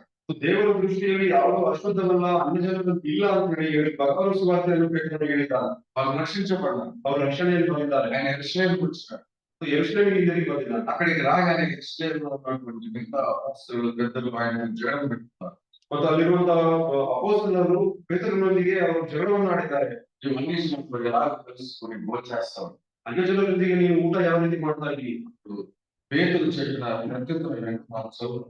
పేతురు అదే 11వ అధ్యాయం 11ನೇ ಅಧ್ಯಾಯ 12ನೇ ವಚನದಲ್ಲಿ. కాబట్టి ప్రభువైన యేసుక్రీస్తునందు విశ్వాసం ఉంచిన మనకు అనుగ్రహించబడినట్టు దేవుడు వారికి కూడా సమాన వరం అనుగ్రహించి ఉండగా దేవుని అడ్డగించటకు నేను ఏ పాటి వాడిని అన్నాడు. ದೇವರಾತ್ಮನು ನೀನು ಏನೂ ಭೇದ ಮಾಡದೆ ಅವರ ಜೊತೆಗೆ ಹೋಗು ಎಂದು ನನಗೆ ಹೇಳಿದನು. ಈ 6 ಮಂದಿ ಸಹೋದರರು ನನ್ನ ಸಂಗಡ ಬಂದು ಆ ಮನುಷ್ಯ మనం దేవుని యందు విశ్వాసం ఉంచినప్పుడు మనకు ఎలాంటి వరం దేవుడు ఇస్తాడో అదే సమాన వరం వాళ్ళు కూడా విశ్వసించినప్పుడు, వాళ్ళకు కూడా లభించినప్పుడు నేను ఏమని అడ్డు చెప్పగలను అని అన్నాడు పేతురు. ಪೇತ್ರನು ಹೇಳ್ತಾರೆ ನಾವು ವಿಶ್ವಾಸ ಇಟ್ಟಾಗ ದೇವರ ಬಂದು ಯಾವ ರೀತಿ ಕೊಡ್ಬೇಕು, ಅದೇ ರೀತಿಯಲ್ಲಿ ಅವರ ಮೇಲೆ ಕೂಡ ಬಂದಿದೆ, ನಾನು ಅಡ್ಡಿ ಮಾಡ್ಲಿಕ್ಕೆ ಆಗಿಲ್ಲ ಆಗಲ್ಲ ಅಂತ ಹೇಳ್ತಾರೆ. సో వారు ఈ మాటలు విని మరేమి అడ్డం అలాంటి అన్వేషణలో దేవుడు జీవాత్మమైన మానవుని దయచేసి ఉన్నాడని చెప్పుకొనుచు దేవుని మహిమపరచున్నాడు. ಮತ್ತು ಅವರು ಈ ರೀತಿಯಲ್ಲಿ ಕೇಳುವಾಗ ಆದ್ರೆ ಅಲ್ಲೆಲ್ಲರೂ ಕೂಡ ಕರ್ತನ ಸಂದೇಶವನ್ನು ಕೇಳಲಿಕ್ಕೆ ಕರ್ತನ ಅವಕಾಶ ಕೊಟ್ಟಿದ್ದಾರೆ. యెరూషలేములో 3,000 మంది 5,000 మంది యేసు ప్రభువును అంగీకరించి రక్షణలోకి వచ్చారు.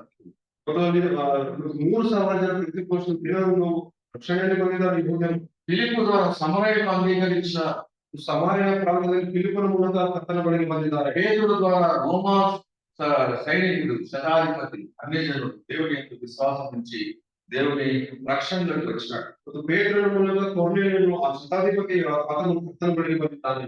ఈ నేపథ్యంలో ఈ సందర్భంగా ఇక్కడ రాయబడిన మాట ఏంటంటే శెబ్బెల విషయంలో కలిగిన శ్రమను బట్టి చెదిరిపోయిన వారు యూదులకు తప్ప మరి ఎవరికి నీ వాక్యం బోధింపక ఫేనికే కుప్ర అంత్యోక్య ప్రదేశముల వరకు సంచరించరి. 19వ వచనం 19ನೇ ವರ್ಷ ಸ್ಟೆಫನನ ವಿಷಯದಲ್ಲಿ ಉಂಟಾದ ಹಿಂಸೆಯಿಂದ ಚದುರಿಹೋದವರು ಯೆಹೂದ್ಯರಿಗೆ ಹೊರತು ಮತ್ತಾರಿಗೂ ದೇವರ ವಾಕ್ಯವನ್ನು ಹೇಳದೆ ಫೇನಿಕೆ ಕುಪ್ರ ಅಂತ್ಯೋಕ್ಯ ಪ್ರಾಂತ್ಯಗಳವರೆಗೂ ಸಂಚರಿಸಿದರು. వీళ్ళకున్న ఒకే ఒక కండిషన్ ఏంటంటే మనం యూదులకు తప్ప ఎవరికి వాక్యం చెప్పకూడదు. ಮತ್ತು ಅವರು ಏನು ಯೋಚನೆ ಮಾಡಿದ್ದಾರೆ, ಯೆಹೂದ್ಯರಿಗೆ ಹೊರತು ಬೇರೆ ಯಾರಿಗೂ ನಾವು ಸಂದೇಶ ಹೇಳಬಾರದು. ఇది వాళ్ళు తీసుకున్నటువంటి నిర్ణయం. ಅವರು ಇದು ಅವರ ಆಲೋಚನೆ ಇದಾಗಿತ್ತು. కారణం ఏంటంటే స్టెఫెన్ వల్ల జరిగినటువంటి శ్రమను బట్టి మనం యూదులకు మాత్రమే చెప్తాం, ఎవరికి వద్దు అని అనుకున్నారు, డిసైడ్ చేసుకున్నారు. ಅವರು ಡಿಸೈಡ್ ಮಾಡಿ ಸ್ಟೆಫನಿಗೆ ಈ ರೀತಿ ಆಯ್ತಲ್ಲ ಅಂತ ಹೇಳಿ ಯೆಹೂದ್ಯರಿಗೆ ಮಾತ್ರ ಸಂದೇಶವನ್ನು ಹೇಳಿದ್ದಾರೆ. అయితే అందులో 2 ప్రాంతాల వారు కుప్రీయులు తర్వాత గురేనీయులు వీళ్ళిద్దరు కూడా మన చరిత్రలో మనం చూడవచ్చు. బర్నబాకు సంబంధించిన ప్రాంతం గురేని అనేటువంటిది యేసు ప్రభు శిలువ వేసినప్పుడు ఆయన ముందు దూరం శిలువ వేసిన వ్యక్తి గురేనీయుడు. ಮತ್ತು ಇಲ್ಲಿ ಎರಡು ಒಂದು ಸ್ಥಳಗಳನ್ನು ನೋಡ್ತಾ ಇದ್ದೇವೆ. ಕುಪ್ರದ್ವೀಪ ಬಾರ್ನಬನ ಸ್ವಂತ ಸ್ಥಳವಾಗಿರ್ತದೆ. ಕುರೇನಿಯನ್ನು ನೋಡುವುದಾದ್ರೆ ಮತ್ತು ಯೇಸು ಸ್ವಾಮಿಯ ಶಿಬಿರವು ಸ್ವಲ್ಪ ಮಟ್ಟಿಗೆ ದೂರ ಹೋಗುತ್ತಿರುವಂತಹ ವ್ಯಕ್ತಿಯ ಒಂದು ಊರಾಗಿರ್ತದೆ. సో వీళ్ళు ప్రయాణం చేసుకుండా అంత్యోకయ అనేటువంటి ప్రదేశానికి వచ్చారు. సిరియాలోని అంత్యోకయ. ಮತ್ತು ಸಿರಿಯಾದಲ್ಲಿರುವಂತಹ ಅಂತ್ಯೋಕ್ಯ ಪ್ರಾಂತ್ಯಕ್ಕೆ ಅವರು ಬಂದಿದ್ದಾರೆ. అంత్యోకయ అనే పేరులో ఆ యొక్క పేర్లు ఉన్నాయి కానీ ప్రాముఖ్యంగా కొత్త నిబంధనలో 2 ప్రాంతాలు ఉన్నాయి. ఒకటి సిరియాలోని అంత్యోకయ, ఇంకోటి ఇజ్రాయెల్‌లోని అంత్యోకయ. ಮತ್ತು ಅಂತ್ಯೋಕ್ಯ ಎರಡು ಕಡೆ ಇರ್ತದೆ, ಸಿರಿಯಾದಲ್ಲಿರ್ತದೆ ಮತ್ತು ಕ್ರಿಸ್ಟಿಯಾದಲ್ಲಿರ್ತದೆ. ఈ 2 కూడా ఇప్పుడు ఉన్నటువంటి టర్కీ ప్రాంతంలో. ಮತ್ತು ಇವಾಗ ಇರುವ ಟರ್ಕಿ ದೇಶದಲ್ಲಿರ್ತದೆ. అయితే వీళ్ళు ఈ ప్రాంతానికి వచ్చిన తర్వాత వాళ్ళు చేసినటువంటి పని ఏంటంటే అప్పటి వరకు ఏదైతే స్టాండర్డ్ పెట్టుకున్నారో దాన్ని వదిలేసేసారు. దానికి వ్యతిరేకంగా పనిచేయడం మొదలుపెట్టారు. అంటే యూదులకు మాత్రమే చెప్తాం అనుకున్నారు, కానీ ఇప్పుడు గ్రీసు దేశస్తులకు ಇವರು ಮುಂಚಿತವಾಗಿ ಆಲೋಚನೆ ಮಾಡಿರುವ ಪ್ರಕಾರ ಮಾಡಲ್ಲ. ಇವಾಗ ಗ್ರೀಕ್ ದೇಶಸ್ಥರಿಗೆ ಕೂಡ ಕರ್ತನ ಸಂದೇಶವನ್ನು ಹೇಳ್ತಾ ಇದ್ದಾರೆ. వీళ్ళకి ఏమైనా పేరు ఉందంటే ಇಲ್ಲಿ ಯಾರಾದ್ರೂ ಹೆಸರು ಇದೆ, కుప్రీయులు గురేనీయులు. ಅವರು ಕುಪ್ರದ್ವೀಪದವರು ಮತ್ತು ಕುರೇನಿಯರು. ఏ పేరుకు కూడా మీరు ఒక ఆధిక్యత ఘనత ఆపాదించలేదు. కుప్రీయులు గురేనీయులు వీళ్ళు ఒక డెసిషన్ తీస్తారు, వీళ్ళకి కూడా స్వాగతం చెప్తారు. గురేనీయులు గ్రీసు దేశస్తులకి. ಮತ್ತು ಇವರು ಹೆಸರು ಬರೆಯಲ್ಪಟ್ಟಿಲ್ಲ, ಆದ್ರೆ ಅವರು ಗುಂಪಿನ ಜನ ಅವ್ರು ನಾವು ಈ ಗ್ರೀಕರಿಗೂ ಕೂಡ ಸ್ವಾರ್ಥವನ್ನು ಹೇಳೋಣ ಅಂತ ಯೋಚನೆ ಮಾಡಿದ್ದಾರೆ. సో ఈ గ్రీసు దేశస్తులకి అనేక స్వార్థ ప్రకటించినప్పుడు వారు యేసు ప్రభువును అంగీకరించి రక్షణ పొందినారు. ಮತ್ತು ಈ ರೀತಿಯಲ್ಲಿ ಗ್ರೀಕರಿಗೆ ಹೇಳುವಾಗ ಅವರು ಕರ್ತನ ಸಂದೇಶವನ್ನು ನಂಬಿ ರಕ್ಷಣೆ ಬಂದಿದ್ದಾರೆ. కారణం ఏంటి తెలుసా? ಏನಂತಂದ್ರೆ ప్రభు హస్తము వారికి తోడుగా ఉందని మనం చదువుతాం. ಕರ್ತನ ಹಸ್ತವು ಅವರ ಮೇಲೆ ಇದ್ದದ್ದನ್ನು ನೋಡ್ತಾ ಇದ್ದೇವೆ. వారు సువార్త ప్రకటించుకుంటూ వెళ్తున్నారు కానీ ప్రభు హస్తం వారి మీద ఉంది, ప్రభు హస్తం వారికి తోడుగా ఉంది. వారు వెళ్ళినటువంటి ఈ ప్రాంతంలో అన్ని జనులకు సువార్త ప్రకటించారు, వారు దేవుని యందు విశ్వాసం ఉంచారు. ಅವರು ರಕ್ಷಣೆ ಸ್ವಾರ್ಥವನ್ನು ಹಿಡಿಕೊಂಡು ಹೋಗ್ತಾ ಇದ್ದಾರೆ. ಕರ್ತನ ಹಸ್ತವನ್ನು ಜೊತೆಗಿರುವಾಗ ರಕ್ಷಣೆಯಲ್ಲಿ ಬಹಳ ಜನ ಸೇರ್ತಾ సో ಇದ್ದಾರೆ. దీన్ని గురించినటువంటి సమాచారం యెరూషలేములో ఇప్పుడు వాళ్ళు విన్నారు. ఇంకా ఈ ప్రదేశంలో కూడా దేవుని అంగీకరించినటువంటి బిడ్డలు ఉన్నారు. ಮತ್ತು ಈ ಪ್ರದೇಶದಲ್ಲಿ ಕೂಡ ಬಹಳ ಜನ ಕರ್ತನ ಬಳಿಗೆ ಬಂದಿದ್ದಾರೆ ಎಂದು ಮತ್ತು ಯೆರೂಸಲೇಮಿನಲ್ಲಿ ಸಂದೇಶ ಹೋಗಿದೆ. ఇప్పుడు అక్కడ ఉన్నటువంటి యెరూషలేములో ఉన్న సంఘం వాళ్ళు ఒక డెసిషన్ తీసుకుని బర్నబాను పంపించారు, నువ్వు వెళ్ళి చూసుకురా. ಯೆರೂಸಲೇಮಿನಲ್ಲಿರುವಂತಹ ಹಿರಿಯರು ಬಾರನಬನನ್ನು ಕಳಿಸ್ತಾರೆ, ಅಲ್ಲಿ ಹೋಗಿ ನೀನು ಕೊಂಡ್ಕೊಂಡು ಬಾ ಅಂತ. ఎవరి బర్నబా? ಮತ್ತೆ ಈ ಬಾರನಬನು ಯಾರಾಗಿದ್ದಾರೆ? అపోస్తలుల కార్యం 4వ అధ్యాయం బర్నబాను గురించి ఒక చిన్న పరీక్ష మనం చదువుతాం. అపోస్తలుల కార్యం 4వ అధ్యాయం మొదటి వచనం. ಅವನು ತನಗಿದ್ದ ಭೂಮಿಯನ್ನು ಮಾರಿ ಬಂಧಗಳನ್ನು ತಂದು ಅಪೊಸ್ತಲರ ಪಾದಗಳಲ್ಲಿ ಇಟ್ಟರು. కుప్రలో పుట్టిన లేవీయుడు అయిన యోసేపు అతనికి అపోస్తలుడు హెచ్చరికడు అని బర్నబా అని పేరు పెట్టింది, కానీ వేరే పేరు ఉంది. ఈయన హెచ్చరించేటువంటి వాడు, ఆదరించేటువంటి వాడు అనే అర్థంలో ఆయనకు బర్నబా అని పేరు పెట్టింది. ఈయన తనకున్న పొలాన్ని అమ్మేసి తీసుకొచ్చి అపోస్తలుల పాదం దగ్గర పెట్టినాడు అని 2 మాటలు ఆయన పరిచయం మనకు వస్తుంది. అతను కుట్రలోకి సేరిన అతను అతని ఇంటి దేశంలో ధైర్యదాయకుడు విషయం. ఆయన హెచ్చరించేటువంటి వాడు, ఆయన ఆదరించేటువంటి వాడు. అతను ధైర్యం ఏడువంతును హెచ్చరిస్తున్నాడు. ఆయన సంఘానికి ప్రోత్సాహకరంగా తనకున్న పొలాన్ని అమ్మేసి అక్కడ పాదముల యొద్ద పెట్టినాడు. ఆయన దగ్గర ఆ మూట తీసుకొచ్చి ఆయన వారి పాదముల దగ్గర పెట్టిన అనేటువంటి ఒక దృశ్యాన్ని మీరు ఒక కళ్ళ ముందు మీరు ఒకసారి తెచ్చుకోండి. ಮತ್ತು ಆತನು ತನಗಿರುವ ಆಸ್ತಿಯ ಮೂಟೆಯನ್ನು ತೆಗೆದುಕೊಂಡು ತನ್ನ ಅಪೊಸ್ತಲರ ಪಾದಗಳ ಮೇಲೆ ಇಟ್ಟಿದ್ದಾನೆ ಆಲೋಚನೆ ಮಾಡಿದನು. ఏదో పర్సు ఓపెన్ చేసి కొంచెం అమౌంట్ తీసి వేయడం కాదు, ఆయన తనకున్న అమ్మేసేసి మూట తీసుకొచ్చి అపోస్తలుల పాదం దగ్గర పెట్టినాడు. ಮತ್ತು ತನಗಿರುವಂತಹ ಸರ್ವಸ್ವವನ್ನು ಆತನು ಮೂಟೆಯಲ್ಲಿ ಕಟ್ಟಿಕೊಂಡು ಅಪೊಸ್ತಲರ ಪಾದಗಳ ಮುಂದೆ ಇಡ್ತಾ ಇದ್ದಾನೆ. అది బర్నబా జీవితం. ಅದು ಬರ್ನಬನ ಜೀವಿತವಾಗಿದೆ. ఈ బర్నబాని ఒక అపోస్తలునిగా పంపించినాడు సంఘంలో. ಮತ್ತು ಇಂತಹ ಬರ್ನಬನನ್ನು ಅಪೊಸ್ತಲನಾಗಿ ಅಂತ್ಯೋಕ್ಯಕ್ಕೆ ಕರೆಸಿಕೊಂಡಿದ್ದಾರೆ. ఆయన వచ్చి దేవుని కృపను చూస్తున్నాడు అని మనం చదువుతున్నాం. ಮತ್ತು ಅಲ್ಲಿ ಅಂತ್ಯಕ್ಕೆ ಹೋಗಿರುವಾಗ ಅಲ್ಲಿ ದೇವರ ಕೃಪೆಯನ್ನು ಬರ್ನಬನನ್ನು ನೋಡ್ತಾ ಇದ್ದಾರೆ. బర్నబా ఆదరించేటువంటి వాడు, బర్నబా హెచ్చరించేవాడు. ಮತ್ತು ಆತನು ಎಚ್ಚರಿಕೆಯನ್ನು ಕೊಡುವಾಗಲೂ ಆಧರಿಸಿದ್ದಾನೆ. ఆయన వచ్చి సంఘస్థులను చూస్తున్నాడు. ಮತ್ತು ಅಲ್ಲಿರುವ ಸಭೆಯನ್ನು ಬರ್ನಬನನ್ನು ನೋಡ್ತಾ ಇದ್ದಾನೆ. ఆ ఒక్క మాట మనం చదివి ఆయన రాగానే అందరినీ చూసి ఆ దేవుని కృపను చూస్తున్నాడు అని కాదు.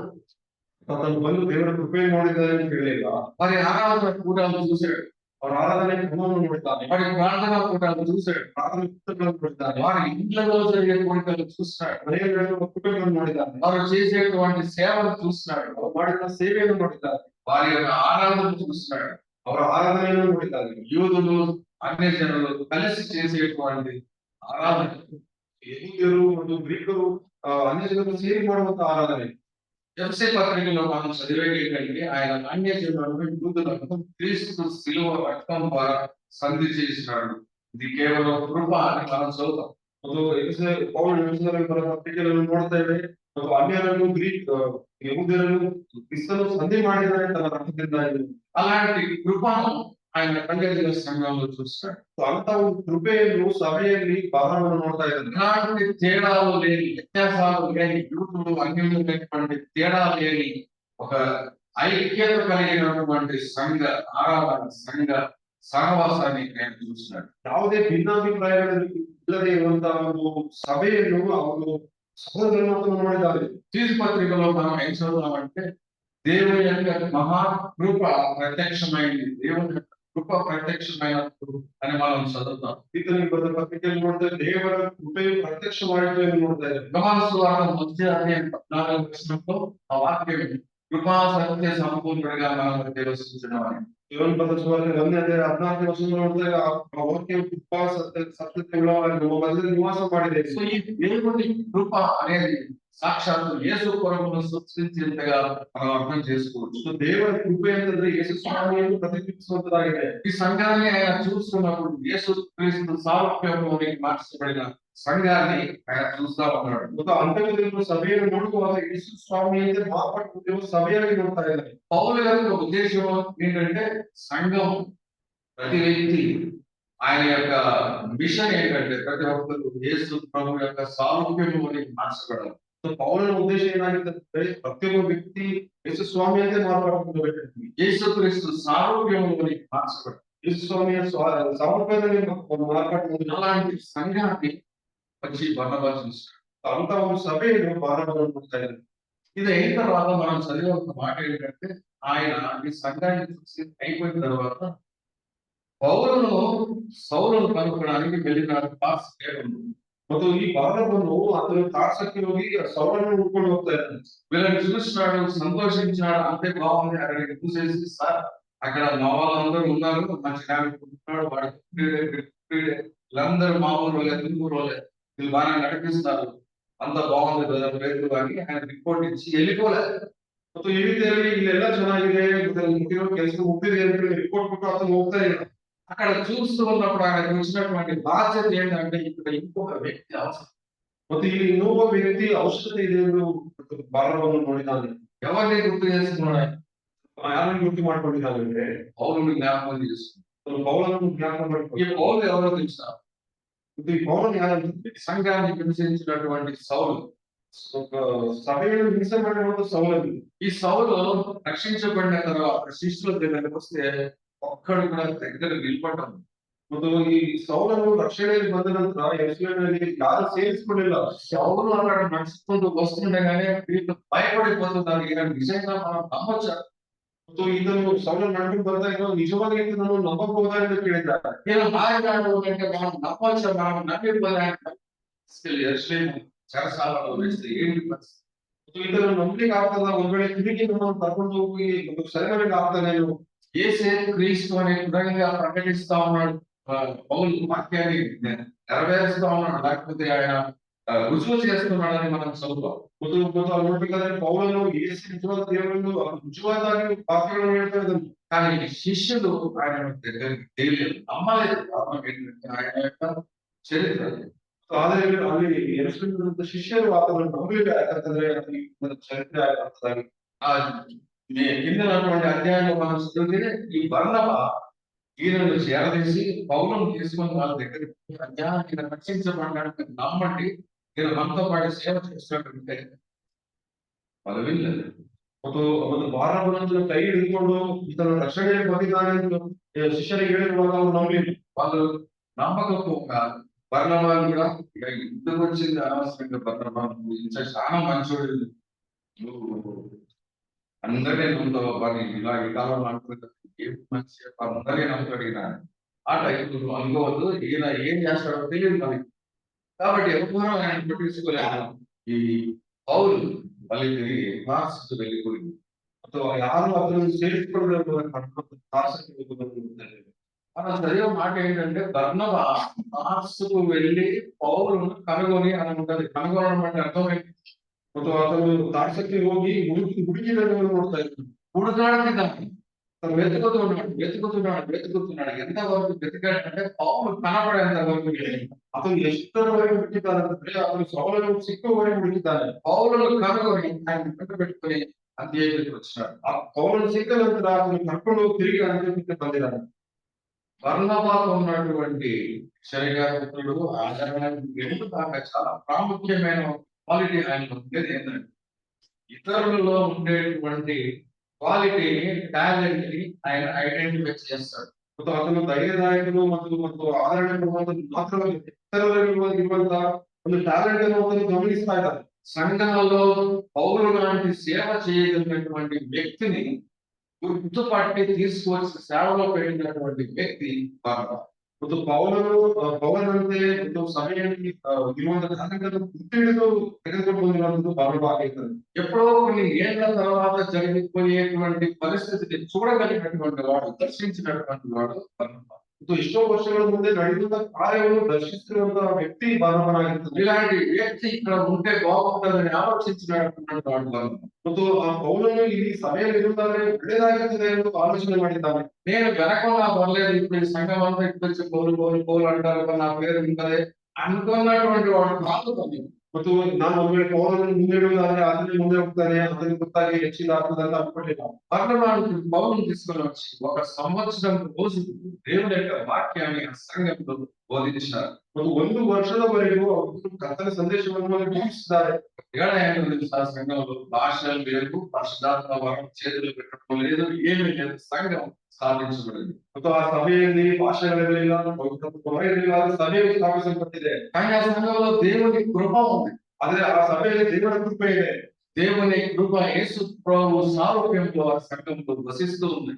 ಯೇಸು ಸ್ವಾಮಿಯ ಸ್ವಾರೂಪ್ಯದಲ್ಲಿ ಆ ಸಭೆಯಲ್ಲಿ ಕೃಪೆ ಇದೆ. ఇంకొక ఆధిక్యత ఏంటో తెలుసా? సంవత్సరంలో సంఘం వారు వాక్యం బోధించిన తర్వాత మొట్టమొదటిసారి ప్రపంచ చరిత్రలో వాళ్ళు క్రైస్తవులు అని పిలువబడ్డారు. ಒಂದು ವರ್ಷ ಕರ್ತನ ಸಂದೇಶದಲ್ಲಿ ಅಲ್ಲಿ ಹಂಚಲ್ಪಟ್ಟಿರುವಾಗ ಅವರಿಗೆ ಒಂದು ಹೆಸರು ಕೊಟ್ಟು ಕ್ರೈಸ್ತರೆಂಬುದಾಗಿ. ఈరోజు మనం క్రైస్తవులు అని మనం పిలువబడుతున్న కారణం ఎప్పుడుది అంటే అంత్యోక్య ప్రాంతంలో ఉన్నటువంటి ఈ సంఘం మొట్టమొదటిసారి వారు క్రైస్తవులుగా పిలువబడ్డారు. ನಮ್ಗೆ ಇವಾಗ ಒಂದು ಕ್ರೈಸ್ತರೆಂದು ನಾವು ಕರೀತಾರೆ. ಮೊಟ್ಟ ಮೊದಲನೇದಾಗಿ ಪ್ರಾಂತದಲ್ಲಿ ಕ್ರೈಸ್ತರೆಂದು ಅವರಿಗೆ ಕರೀತಾರೆ. ఎందుకు క్రైస్తవులుగా పిలువబడ్డారు? ಯಾತಕ್ಕೋಸ್ಕರ ಕ್ರೈಸ್ತರೆಂದು ಕರೆಯಲ್ಪಟ್ಟಿದ್ದಾರೆ? దేవుని యొక్క వాక్యం వాళ్ళలో ఫలించి వాళ్ళలో జీర్ణించుకొని పోయి వాళ్ళు యేసు ప్రభు యొక్క జీవితాన్ని వాళ్ళు జీవించడం మొదలు పెట్టినారు. అంటే వీళ్ళు తెలుస్తారో మా యేసు ప్రభు క్రీస్తు ఏం చెప్తే జీవించేటువంటి వాళ్ళు. ಮತ್ತು ಅವರು ವಾಕ್ಯವನ್ನು ಕೇಳಿ ಕ್ರಿಸ್ತನ ಪ್ರಕಾರ ನಡೆಯುವುದರ ಮೂಲಕ ಅವರು ಯೇಸು ಸ್ವಾಮಿಯಂತೆ ನಡೆಯುವ ಮೂಲಕ ಕ್ರೈಸ್ತರನ್ನು ಬಂದಿದೆ. ఒక చిన్న సందర్భం మీకు జ్ఞాపకం చేస్తాను. పౌలు మాకు ఎందుకు కూడా యెరూషలేముకు పోయినాం. కానీ ఎంతవరకు సమయం ఊహించండి.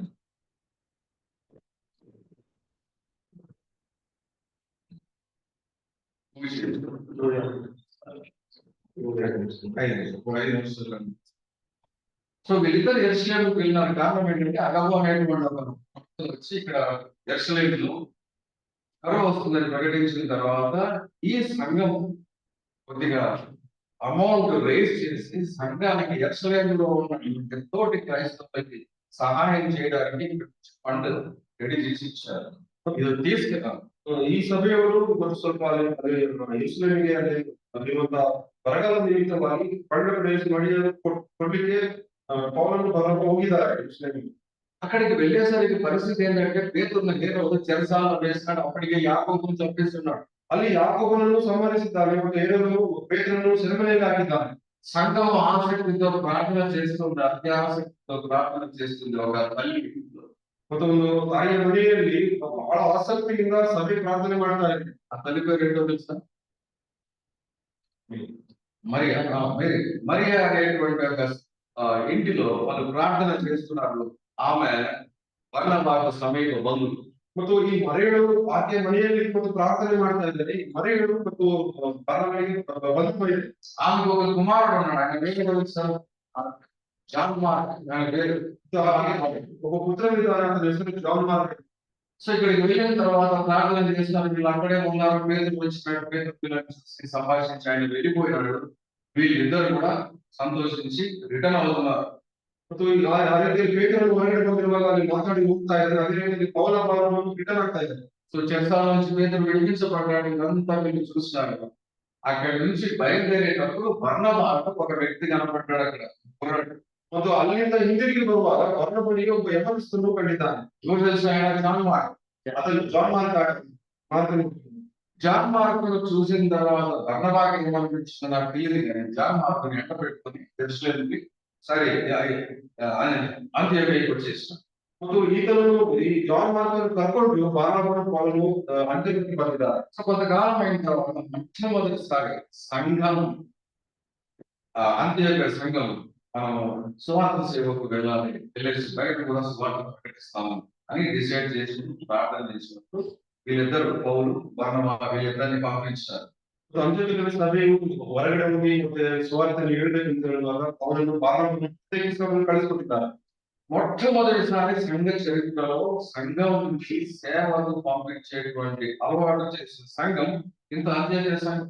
ಮತ್ತು ಸಭೆ ಚರಿತ್ರೆಯಲ್ಲಿ ಸೇವಕರನ್ನು ಹೊರಗಡೆ ಸುವಾರ್ತೆಗೋಸ್ಕರ ಕಳಿಸಿಕೊಂಡ ಸಭೆ ಪ್ರಥಮವಾಗಿ ಅಂತ್ಯೋಕ್ಯ ಸಭೆ ಆಗಿರ್ತದೆ. ఆ యొక్క ఆచారం లేకపోతే ఆ పద్ధతి అనేది యెరూషలేము నుంచి కావాలి, అంత్యోక్య నుంచి వచ్చింది. ಆ ಒಂದು ಆಚಾರವು ಅಂತ್ಯೋಕ್ಯದಿಂದ ಪ್ರಾರಂಭವಾಗಿದೆ. సో వీళ్ళు సేవకు మొట్టమొదటి మిషనరీలు ఎవరు అంటే బర్నబా. ಮೊಟ್ಟ ಮೊದಲಾಗಿ ಮಿಷನರಿ ಆಗಿದ್ದರು ಪೌಲ ಬಾರ್ನಬನಾಗಿರ್ತಾರೆ. వీళ్ళిద్దరు బయలుదేరినారు. వీళ్ళతో పాటు జాన్ మార్క్ కూడా తీసుకుపోయింది. ಇವರಿಬ್ಬರು ಹೋಗಿರುವಾಗ ಅತನ ಜೊತೆಗೆ ಜಾನ್ ಮಾರ್ಕ್ ಅಂತ ಹೋಗಿದ್ದಾರೆ. సేవలు జరుగుతుంది. ఒక చోట అభ్యంతరం వచ్చింది. జాన్ మార్క్ మధ్యలో పంపూరి అనేటువంటి ప్రదేశంలో వాళ్ళిద్దరిని తీసుకెళ్ళేసి చెప్పజేయండి. ಮತ್ತು ಮಧ್ಯದಲ್ಲಿ ಕಂಪನಿ ಅನ್ನುವ ಪ್ರಾಂತ್ಯದಲ್ಲಿರುವಾಗ ಅತನು ಜಾನ್ ಮಾರ್ಕನ್ನು 7 ಗಂಟೆ ಹಿಂದಿರುಗಿ ಯೆರೂಸಲೇಮಿಗೆ ಬಂದರು. సో వాళ్ళిద్దరు సేవ ముగించుకొని వచ్చేసినారు. ಅವರು ಮತ್ತು ಸೇವೆಯನ್ನು ಮುಗಿಸಿಕೊಂಡು ಹಿಂದಿರುಗಿ ಬರ್ತಿದ್ದಾರೆ. అంతకాలం అయిన తర్వాత పౌలు అన్నాడయ్యా, అని ఒకసారి ఇలా ఎట్లా ఉన్నారు, వాళ్ళు ఎలా ఉన్నారు, సంఘాలు ఎలా ఉంటాయి, ఒకసారి మళ్ళీ దర్శిస్తే బాగుంటది అంటే సరే బయలుదేరదాం. ಮತ್ತು ಸ್ವಲ್ಪ ಕಾಲದ ನಂತರ ಪೌಲನು ಹೇಳ್ತಾನೆ, ನಾವು ಸುವಾರ್ತೆ ಹೇಳಿ ಬಂದಿದ್ವಲ್ಲ ಅವರೆಲ್ಲ ಯಾರು ಇದ್ದಾರೆ ಹೋಗೋಣ ಅಂತ ಹೇಳಿ ಹೇಳಿದಾಗ అప్పుడు బర్నబా ఏమన్నాడంటే జాబ్ మార్గం తీసుకు ಮತ್ತು ಅವಾಗ ಬಾರ್ನಬನು ಹೇಳ್ತಾ ಇದ್ರೆ ನಿಮ್ಮ ಜೊತೆಗೆ ಮಾತನ್ನು ಕರ್ಕೊಂಡು ಹೋಗಿ మనం ఏమనుకుంటారంటే వాళ్ళు అడ్డుపడి తీసుకుపోయాడు. ಮತ್ತೆ ನಾವು ಅನ್ಕೊಂತೀವಿ ಅದು ನೀವು ಒಂದು ಬಂಧದ ಬೈದಿಲ್ಲ ಅದಕ್ಕೋಸ್ಕರ ಕರ್ಕೊಂಡು ಹೋಗಿದ್ದಾರೆ. మేనలు బాగా చైన్స్ పెట్టిపోయేది ఇప్పటికే హౌస్ హోమ్ సీట్ పెట్టుకున్నాడు పెట్టుకుని పోదామా అని అనుకుంటాము. ಮತ್ತು ಅಳಿಯ ಮಾಡಿದ್ದಾರೆ ಏನೋ ಮನೆಗೆ ಮಾಡಿ ಹೋಗಿದ್ದಾರೆ ಅದಕ್ಕೋಸ್ಕರ ಈ ತರ ಮಾಡಿದ್ದಾನೆ ಅನ್ಕೋಬಹುದು. కానీ పౌలు ఒప్పుకోలేదు. ಆದ್ರೆ ಪೌಲನು ಒಪ್ಪಿಕೊಳ್ಳಿ ఈయన మనం అంత కష్టపడి పని చేస్తామంటే ఈయన మనం ఎక్స్పెక్టేషన్ ఇచ్చాడయా, అసలు ఇంపాసిబుల్ ఆయన తీసుకుపోయేది. ನಾವು ಅಷ್ಟು ಕಷ್ಟವಾಗಿ ನಾವು ಸ್ವಾರ್ಥ ಮಾಡ್ತಾ ಇದ್ದೀವಿ, ನಾವು ಬಿಟ್ಟು ಹೋಗಿದ್ದಾರೆ ಅಂತ ಕರ್ಕೊಂಡು ಹೋಗೋದು ಬೇಡ ಅಂತ ಹೇಳಿ వీళ్ళిద్దరి మధ్య వివాదం ఎక్కువైంది. ಅವರಿಬ್ಬರ ಮಧ್ಯದಲ್ಲಿ ಈ ವಾದ ಹೆಚ್ಚಾಗಿದೆ. మీరు ఎవరిని సైడ్ తీసుకోవాల్సిన పంట పౌలు కరెక్ట్, బర్నబా కరెక్ట్, ఇద్దరు దేవుని యొక్క సేవకులు. ಮತ್ತು ಯಾರ ಸೈಡನ್ನು ತೆಗೆದುಕೊಳ್ಳೋದು ಬೇಕಾಗಿಲ್ಲ, ಇಬ್ಬರು ದೇವರ ಸೇವಕರೇ ಆಗಿದ್ದಾರೆ. చివరికి పౌలు శీలను ఏర్పరుచుకున్నాడు, బర్నబా మార్పుని వెంట పెట్టుకొని ఉప్పరకు వెళ్ళాడని మనం చదువు. ಪೌಲನು ಮತ್ತು ಸೀಲನು ಅವರಿಬ್ಬರು ಅವರು ಸುವಾರ್ಥ ಸೇವೆಗೆ ಹೋಗಿದ್ದಾರೆ, ಮಾರ್ಕನು ಕುಕ್ಕರ ದೀಪಕ್ಕೆ ಹೋಗಿದ್ದಾರೆ ಅಂತ ನೋಡ್ತೇವೆ. కొరింథీ పత్రిక కొరింథీ ఆ యొక్క రెండవ దండయాత్ర స్వార్థ యాత్రలో చేసినటువంటి ప్రయాణంలో కొరింథీ పత్రిక రాస్తూ పౌలు ఏమన్నాడంటే, మేము భార్యలను వెంట పెట్టుకుని నేను బర్నబా తిరుగుటకు మేము అపోస్తలులు కామా అన్నాడు. ಮತ್ತು ಎರಡನೇ ಸುವಾರ್ತೆ ಹೇಳುವಾಗ ಕುರಿತವರಿಗೆ ಹೇಳ್ತಾನೆ, ಬಾರ್ನಬ ಮತ್ತು ನಾನು ಕೂಡ ಮತ್ತು ಹೆಂಡತಿಯರನ್ನು ಇಟ್ಕೊಂಡು ಅಪೊಸ್ತಲರಂತೆ ಹೋಗ್ಲಿಕ್ಕೆ ನಾವು ಯೋಗ್ಯತೆ ಇಲ್ಲ. మాకు ఎక్కట్లేదా మన తప్పులేదా అని అడుగుతున్నాడు. కారణం ఏంటంటే వీళ్ళిద్దరూ మళ్ళీ తర్వాత కలుసుకున్నారు వీళ్ళిద్దరు. ಮತ್ತು ಅವರಿಬ್ಬರು ಆದ ನಂತರ ಅವರು ಇಬ್ರು ಒಗ್ಗಟ್ಟಾಗಿ ಸೇವೆ ಮಾಡಿದ್ದಾರೆ. అయితే మరి జాన్ మార్కును సపోర్ట్ చేసిన బర్నబా అనేటువంటి విషయంలో మనం వచ్చినప్పుడు సువార్త రాసినటువంటి మార్క్ ఈ జాన్ మార్క్. ಸುವಾರ್ತೆಯನ್ನು ಬರೆದಿರುವಂತಹ ಮತ್ತು ಮಾರ್ಗನಿಂದನಾಗಿರ್ತಾರೆ. పౌలు ఏం చేశాడంటే కొలస్సై సంఘానికి ఒక పత్రిక రాశాడు, అయ్యా మీరు ఒకప్పుడు ఒక ఆజ్ఞలు పొందిద్దరి, ఈ మార్పు వస్తే మీరు చేర్చుకోవద్దని, కానీ ఇప్పుడు వస్తే చేర్చుకోండి అని మళ్ళీ లెటర్ రాస్తాడు. ಪೌಲನು ತುಳಸಿದವರಿಗೆ ಬರೆದ ಪತ್ರಿಕೆಯಲ್ಲಿ ಬರಿತಾ ಇದ್ದಾರೆ, ಮಾರ್ಕನ್ನು ಸೇರಿಸ್ಕೋಬಾರಂತ ಹೇಳಿದ್ದಲ್ಲ, ಇವಾಗ ಇದನ್ನು ಸೇರಿಸ್ಕೊಳ್ರಿ అంటే మీరు అర్థం చేసుకోండి, ఒక వ్యక్తి గురించి ఉన్నటువంటి సంఘాలంతటికి రాసిచ్చినాడు, ఈయన బెస్ట్ తప్ప, ఈయన బెస్ట్ తప్ప, ఈయన బెస్ట్.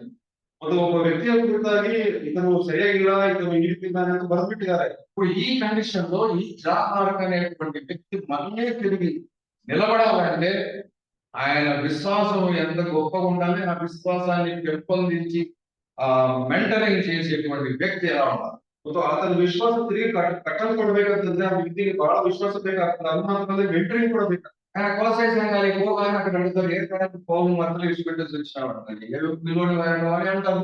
ಸಭೆ ಕೇಳಿಸಿ ಹೋಗುದಾದ್ರೆ ಅವರು ಮಧ್ಯದಲ್ಲಿ ಬಿಟ್ಟು ಬಂದಿದೆ ఎలాగ సంఘానికి వస్తే ఆడ అడిగితే మనం ಮತ್ತು ಬೇರೆ ಕಡೆ ಹೋದ್ರು ಕೂಡ ಅದೇ ರೀತಿಯಲ್ಲಿ ಕೇಳ್ತಾರೆ, ఏం బాబు విడిచిపెట్టుకున్నామంటే ఏంటి. ಬಿಟ್ಟು ಹೋಗಿದೆಯಾ ಅಂತ. ఇలాంటి పరిస్థితుల్లో నిరుత్సాహపడకుండా ఆయన తరబేతి ఇచ్చినటువంటి వాడు బర్నబా. ಸೊ ಇಂಥ ಒಂದು ಸಂದರ್ಭದಲ್ಲಿ ಅದನ್ನ ತರಬೇತಿಯನ್ನು ಕೊಟ್ಟಿರ್ತಕ್ಕಂಥ ಬರ್ನಬ. ఇప్పుడు రెండవ తిమోతికి రాసిన రెండవ పత్రికలో పౌలు ఒక మాట రాస్తుంది, ఏంటో తెలుసా, నువ్వు మార్పును వెంట పెట్టుకుని రా అని తిమోతికి చెప్తున్నాడు. మార్పును వెంట పెట్టుకుని రా, ఆయన ఇప్పుడు నాకు ప్రయోజనకరమైనటువంటి వాడు. ಸೊ ಪೌಲನು ತಿಮೋತಿಗೆ ಬರೆದ ಹೇಳ್ತಾ ಇದ್ದಾರೆ, ಮಾರ್ಕನನ್ನು ಜೊತೆಗೆ ನೀವು ಕರ್ಕೊಂಡು ಬಾ, ಉಪಯೋಗಕರವಾಗಿದ್ದಾನೆ. ఒకప్పుడు వీడు ప్రయోజనకరమైనటువంటి వాడు కాదు, అసలు వీడు మనల్ని విడిచిపోయినటువంటి వాడు, అసలు వీడు మన వెంట వద్దు అని చెప్పినటువంటి పౌలు రాసిన మాట ఏంటంటే పెట్టుకుంటాను, ఈజ్ ద బెస్ట్ పర్సన్ అన్నాడు. ಒಂದೊಂದು ಸಮಯದಲ್ಲಿ ಆತನು ಉಪಯೋಗಕರವಾಗಿ ಇಲ್ಲ, ಆತನು ಬಿಟ್ಟು ಹೋಗಿದ್ದಾನೆ ಅಂತ ಹೇಳಿರುವಂತ ಪೌಲನು ಹೇಳ್ತಾರೆ, ಆತನ ಜೊತೆಗೆ ಕರ್ಕೊಂಡು ಬಾ, ಆತನು ಉಪಯೋಗಕರವಾಗಿ. అలాంటి ఎక్స్పీరియన్స్ లో రావడానికి దోహదపడినటువంటి వ్యక్తి బర్నబా. ಅಂತ ಒಂದು ಎಕ್ಸ್ಪೀರಿಯನ್ಸ್ ಅಲ್ಲಿ ಬೆಳೆಸಿರುವಂತ ವ್ಯಕ್ತಿ ಬರ್ನಬ ಆಗಿರ್ತಾನೆ. అంతేకాదు పేతురు కూడా ఆయనకు సహాయపడినట్లు ఆయన నా కుమారుడు మార్పు అంటాడు రాస్తుంది. ಮತ್ತು పత్రిಕೆಯಲ್ಲಿ ಪೇತ್ರನು ಹೇಳ್ತಾನೆ, ಆತನು ನಿಜ ಕುಮಾರನೇ ಹೇಳ್ತಾನೆ. సో మార్పు యొక్క కెపాసిటీ, టాలెంట్, ఆయనలో ఉన్నటువంటి గిడల్ టాలెంట్ ని గుర్తుపట్టినటువంటి వాడు బర్నబా. ಮತ್ತು ಮಾತನಾಡಿರುವಂತಹ ತಲಾಂತುಗಳನ್ನು ಗುರುತಿರುವಂತ ವ್ಯಕ್ತಿ ಬರ್ನಬ ಆಗಿರ್ತಾನೆ. పౌలు లాంటి వ్యక్తిని గుర్తుపట్టగలిగినటువంటి వాడు బర్నబా. ಪೌಲನಂತ ವ್ಯಕ್ತಿಗಳು ಹುಟ್ಟಿಡಿರುವಂತ ವ್ಯಕ್ತಿ ಮತ್ತು ಬರಬಾಗಿರ್ತಾನೆ. వాళ్ళు సేవలో ముందున్నారు, ఈయన ప్రేరేపడలేదు కానీ తనకు ఉండే సేవ తగ్గించినటువంటి వాడు. ಮತ್ತು ಗಮನಗಳು ಹೆಸರು ಅಷ್ಟಾಗಿ ಕಂಡು ಬರುವುದಿಲ್ಲ. ಇಂದಿಗೂ ಸೇವೆಯನ್ನು ನಡೆಸುವಂತ ವ್ಯಕ್ತಿ. ఆయన వెళ్తే ఆయన చాలా ఫాస్ట్ గా ఆయన వచ్చి దేవుని కృపను చూస్తున్నాడు. అతను ಒಂದು ದೇವರ ಕೃಪೆಯನ್ನು కొరింథీ పత్రికలో పౌలు రాస్తూ మాసిదోనియ గురించి ఒక మాట రాస్తున్నాడు. ఎందుకు తెలుసా? దేవుడు మీకు అనుగ్రహించినటువంటి కృప, దేవుడు మాసిదోనియ సంఘానికి ఒక కృప అనుగ్రహించాడు. ಮಾಸದಲ್ಲಿ ಸಭೆ ಕುರಿತಾಗಿ ಅವರ ಮೇಲೆ ದೇವರ ಕೃಪೆ ಇದೆ. ఏంటో తెలుసా? ಅದೇನಂತಂದ್ರೆ మీరు నిరుపేదలైన మీ యొక్క దాతృత్వం, ಅದು ನೀವು ಬಹು ಬಡತನದಲ್ಲಿ ಇದ್ದಾಗಲೂ ಕೂಡ ನೀವು ಬಹಳವಾಗಿ ನೀವು యెరూషలేములో ఉన్నటువంటి 3,000 మంది 5,000 మంది దాతృత్వం గురించి మాట్లాడలేదు కానీ ఈ యొక్క చిన్న సంఘం, మాసిదోనియ సంఘం దేవుని యొక్క సేవ విషయం, దేవుని యొక్క పని విషయం, వారి యొక్క దాతృత్వము ఆయన మించిపోయింది అని అన్నాడు.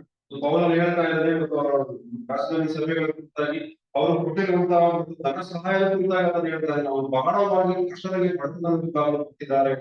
అలాంటి మార్పులు, అలాంటి పరిణామాలు, అలాంటి పౌలులు, అలాంటి మాసిదోనియ సంఘం మాదిరి మన సంఘం కూడా ఉండాలని మనం ప్రార్థన చేయాలి.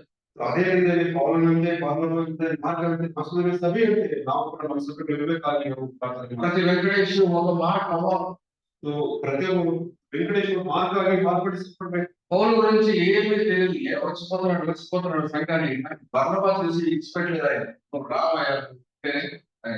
అలాంటి వ్యక్తిని పౌలులో 13 పత్రికలు రాసినటువంటి పౌలుగా ఆయన ఎదగలిగిన కారణం ఏంటంటే ఆయన అవకాశం ఆయనకి ఇచ్చినాడు.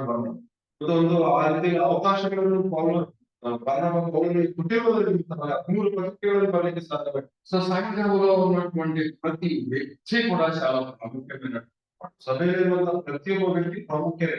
మనం నిరుత్సాహపడాల్సిన నేను పోతున్నాను. ఇక్కడ మనం వెతుక్కోవడం కాదు, మన సహవాసం అనేది క్రీస్తుతో మీలో ఉండాలి.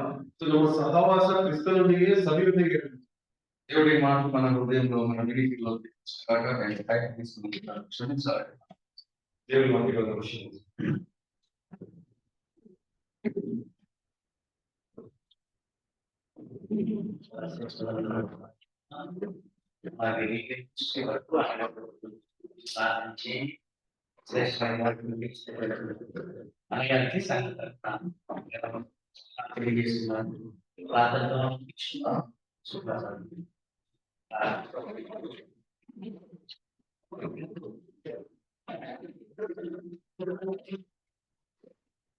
మహాపరిశుద్ధుడైన మా యొక్క తండ్రి, జీవగల మా దేవాసుడు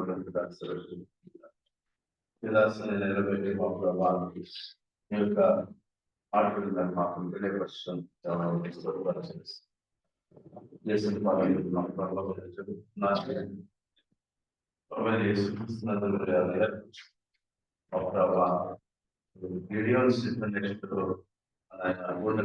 సేవలు సమర్పణ చేసుకుంటా